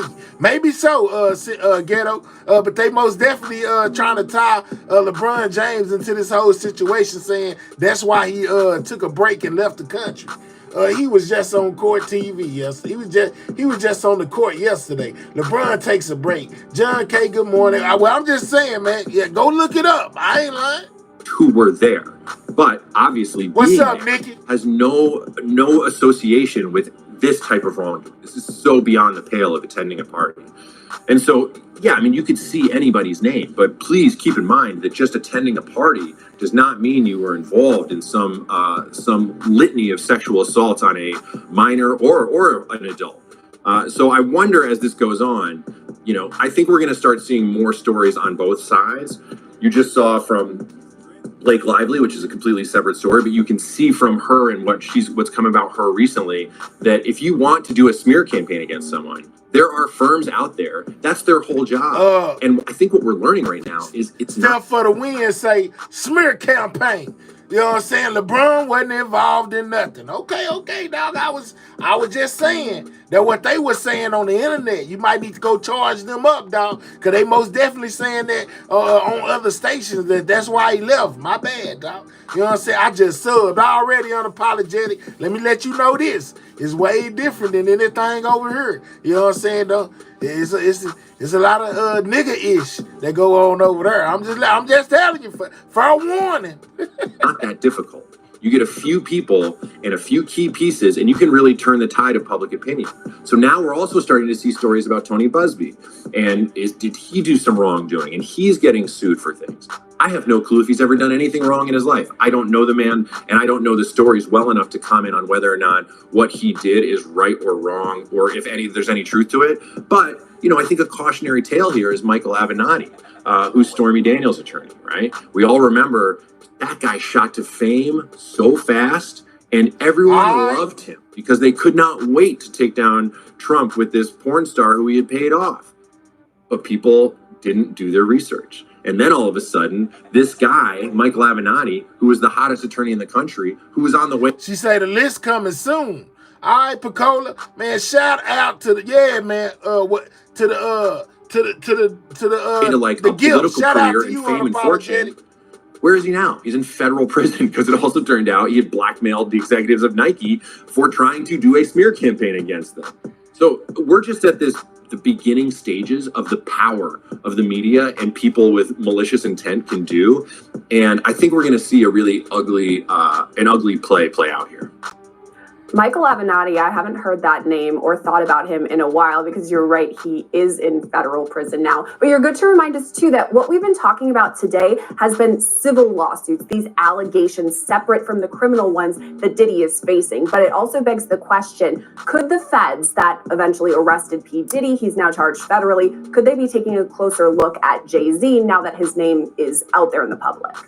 They could be, but they certainly haven't tipped their hand at all. It was a much clearer path to see that Diddy was going to get indicted and that Diddy was going to have some real criminal legal issues ahead of him. Right now, all we have are allegations, and I'm sure there is evidence behind those allegations on both sides, both for innocence and for guilt, that people are looking at. But at the moment, it doesn't seem close to transitioning to any sort of criminal charges, to me. We're getting closer to 2025, just days, hours away at this point, and that means we will be in the same year as this trial is set to begin. I believe it's May 5th is jury selection for Diddy. What do you think about that? It's a pretty quick turnaround in my mind, but what are your thoughts? Will both sides be ready?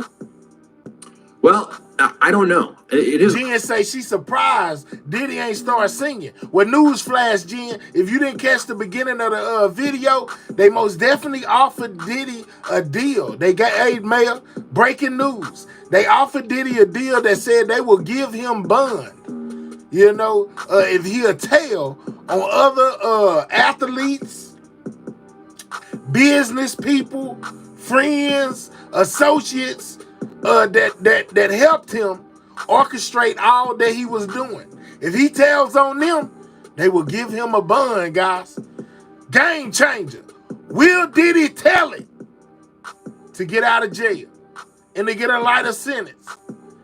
They just said that he had a breakdown in jail. Shortly after the breakdown, they offered him the deal. Will he take it? If you see Diddy walk up out that thing with a bun, Diddy bit the bait. I'm just saying. It's a quick turnaround. It's a very quick turnaround, especially when there's this dearth of evidence. You're talking about potentially 150 witnesses. To be able to prepare for something like that is a monumental task. Diddy's attorney, Mark Agnifilo, is incredibly skilled. He's incredibly talented and hardworking, and he has a team of people who can help him prepare. And again, like Jay-Z, so far, everything they've said to the media is we are going to push this as fast and as hard as we can to get this to trial, because once we get it to trial, we will be able to exonerate our client. And so that... All right, so Nikki says, Diddy said, I run the city. If you cats want to leave me unalive, you're coming with me. Said, hey, that was his words, not hers. Hey, so there you go. It's really going to tell you everything you need to know about this case. Do they follow that timeline? Or in April and March, are they saying, well, actually, we need some more time. Maybe we push this off to November or something like that. We don't know yet. But right now, all signs that we have are that is a very genuine request, and they very much want to get this to trial as fast as possible. Criminal, civil, whatever it is, we're obviously following any updates in the Diddy story, now Jay-Z too. But Adam Conta, thanks for coming on and breaking down this. So basically, they gave us the whole rundown of what went on within the courthouse, how the judge felt when it came to that boy Jay-Z attorneys keep on sending in all this paperwork. You know what I'm saying? All this paperwork. She tired of it. You know. So basically, it's gonna be something to see when it comes to her saying that this case can move forward, man, with the victim being able to remain anonymous, guys. You know what I'm saying? With the victim being able to remain anonymous, it's gonna be something, y'all. You know what I'm saying? Real talk, that boy Diddy sick. Diddy allegedly suffered a meltdown while spending the holidays in jail. Poor Diddy, you did it to yourself. Diddy did it to himself. He most definitely did, man. You know what I'm saying? For real. Boy, the other side is like, Mahel, get up off of her, man. We is trying to get to this other stuff, man. We do not want to hear about this. Well, guess what, guys? This is the news station. A lot of y'all been telling, now hold on, a lot of y'all been telling me about Project Bluebird. When it comes to all these drones, you've been telling me about Project Bluebird. Candace Owens spoke on Project Bluebird. Let's see what she had to say before we make our exit. It wasn't Bluebird, it's Blue Beam. Blue Beam, Project Blue Beam.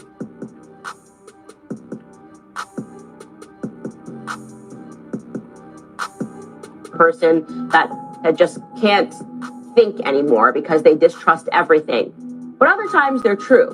And I'm talking about this today because now everyone's got UFOs in the brain. And I just think it's weird, as I said earlier, the government suddenly wants us to have UFOs on the brain. What's behind that? Well, my brain says to me, obviously, it's got to be power. And I remember having read an old conspiracy theory that I thought was the craziest one that I've ever read. And I still think it is incredibly far-fetched. And I'm not wanting you to take away from this that you should believe this conspiracy theory. No, I'm just asking you to play a little mind yoga.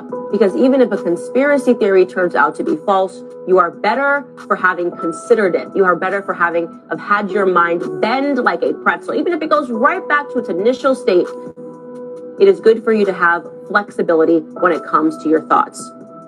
This conspiracy theory was called Project Bluebeam, and it was written about by Serge Manas. Who was Serge Manas? Serge Manas was a journalist, a poet, and an essayist, and he was an active member of the Social Credit Party of Canada. He was a Canadian. Et c'est un dossier qui touche les vaccins, la médecine militaire. In the 1990s, he started writing on a theme regarding a new world order. He said that he received documents pertaining to NASA, and in 1994 he published what was called Project Bluebeam, NASA, in which he detailed his claim that NASA, with the help of the United Nations, was attempting to implement a New Age religion with the Antichrist as its head and start a new world order. Now that sounds really far-fetched today. Imagine how far-fetched it sounded in 1994. Right, and this is like in 1994, we believed everything that the government said to us. So this to me,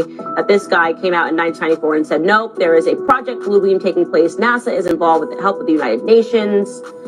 I would have thought this man was crazy. If I was old enough to consider this, I would have thought he was out of his mind. So what's interesting about this, though, is that he publishes that book in 1994, and then the following years, in 1995 and 1996, he starts saying that he's being hunted by the police and the authorities for his involvement in networks of prohibited information. Now, that also sounds crazy. Oh, they're after me now.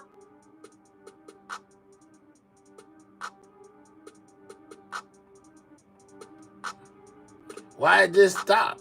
What's going on? Most definitely just stopped for no reason. What's going on? Why Candace didn't finish? All right, so basically bringing light to the Project Bluebeam. You know what I'm saying? I most definitely didn't know what it was at first. Maybe that'll prompt some of y'all to go do some research on it, but they most definitely been coming through my comments day after day talking about this Project Bluebeam, holograms in the sky. You know what I'm saying? Saying that things that you are seeing are not really what you're seeing. I don't know what went on with her. I most definitely wanted her to finish what she was saying because she really said a whole lot more. She most definitely gave us the insight of what Project Bluebeam was, man. You know what I'm saying? But it looks like the video ain't gonna play all the way through because they hating for some reason. You know, I don't know why, but they hating for some reason. Check this out. Please tell me y'all heard this rumor going around that if Diddy tell, they gonna give him bail.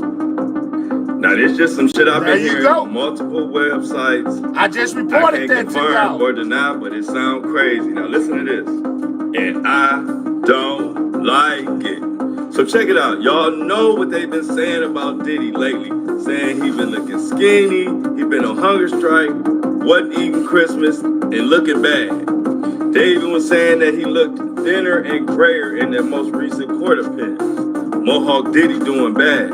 Well, now the rumor is going around that the prosecutor... This Mayor twin brother. ...feels like this is the perfect time to come up in his face with some paperwork.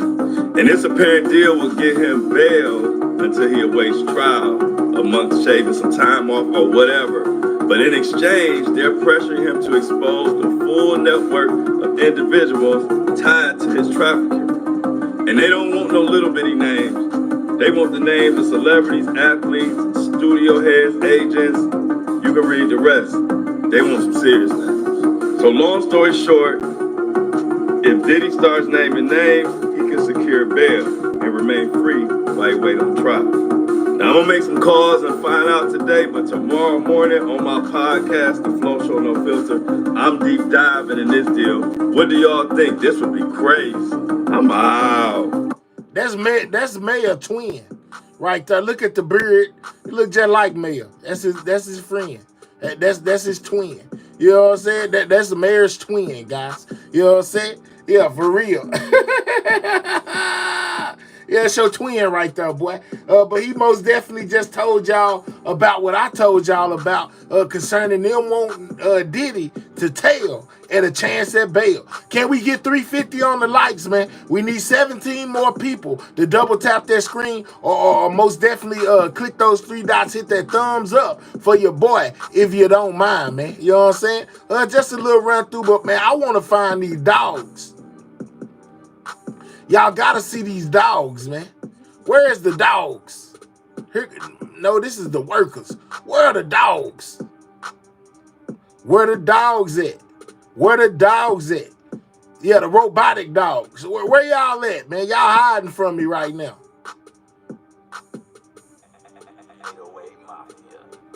Where the dogs at? They is hiding from me right now. They do not want me to find them. This buddy talking about, what's the name?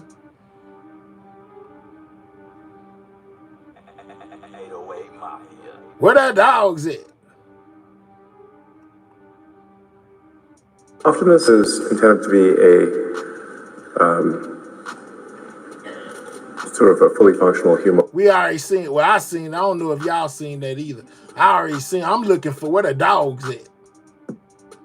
Where the dogs at? Where the dogs at?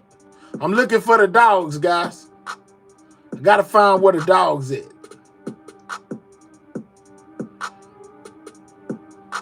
Dang, I don't think I got the dogs.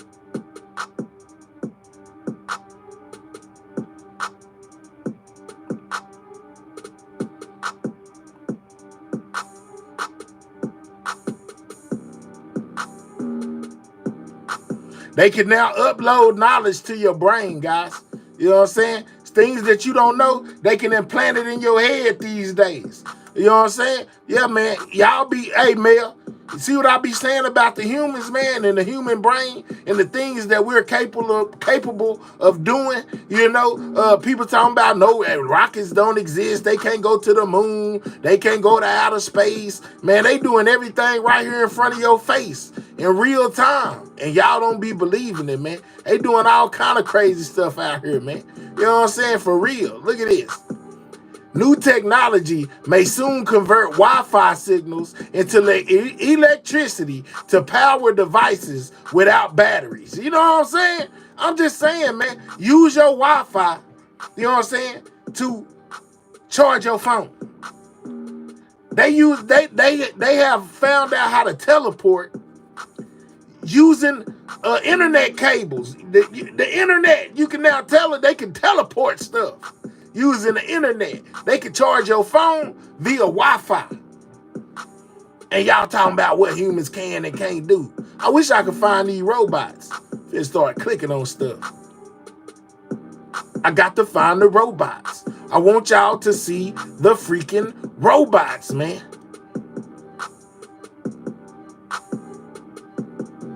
And I can't find the freaking robots that I want y'all to see. But I want y'all to see the freaking robots.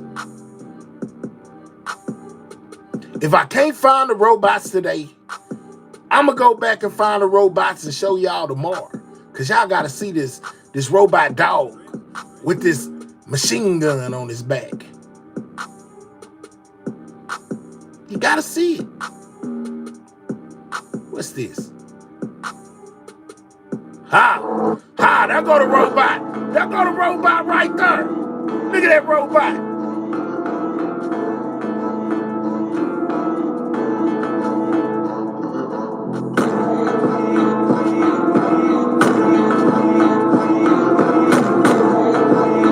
This is what's gonna be fighting battles. It ain't gonna be humans no more.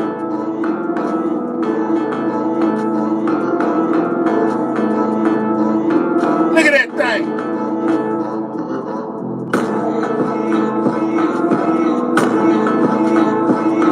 Look at that.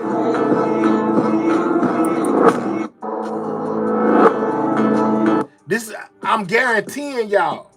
That's why they building all these robots. They building the humanoid robots. You know, just know if they gonna give them to you to put in your home, 9 times out of 10 they gonna put them on the battlefield. So you're gonna have the humanoid robots. You know what I'm saying? The ones that Tesla making, along with these dogs, to fight these wars. That's why China got some.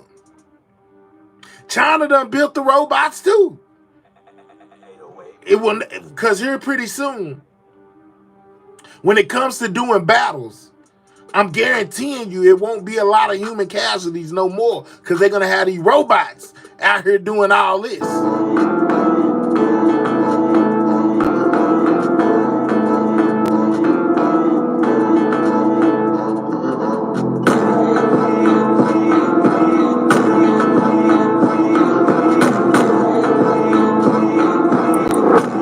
That thing got a laser on it and everything. Ain't missing nothing. I bet it's hitting the same spot every time, y'all. I'm just saying, I'm glad I found the robots. We need 6 more people to double tap that screen, man. Only 6 more people, we would be at 350 on the like, man.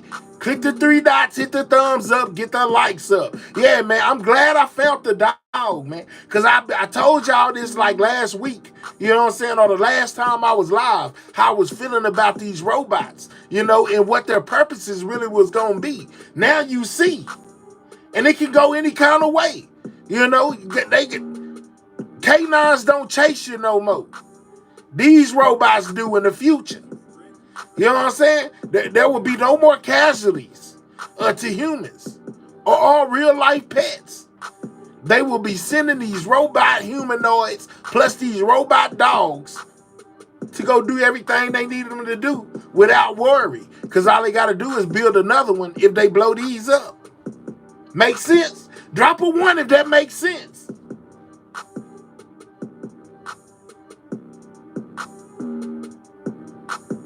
Look at boy, Mayor is ready, boy. Oh man. That boy Mayor is ready. Next, we will be living in them folded home robots flying cars. I'm telling you, Libra. Who gets to control these things? The government. You know, the Army, the Navy. You know, the people who are going into battle are the ones that's gonna be controlling them. Robot foot soldiers. Absolutely, Mr. Hudson. They may unalive us. It's always a possibility, Summer. You know what I'm saying?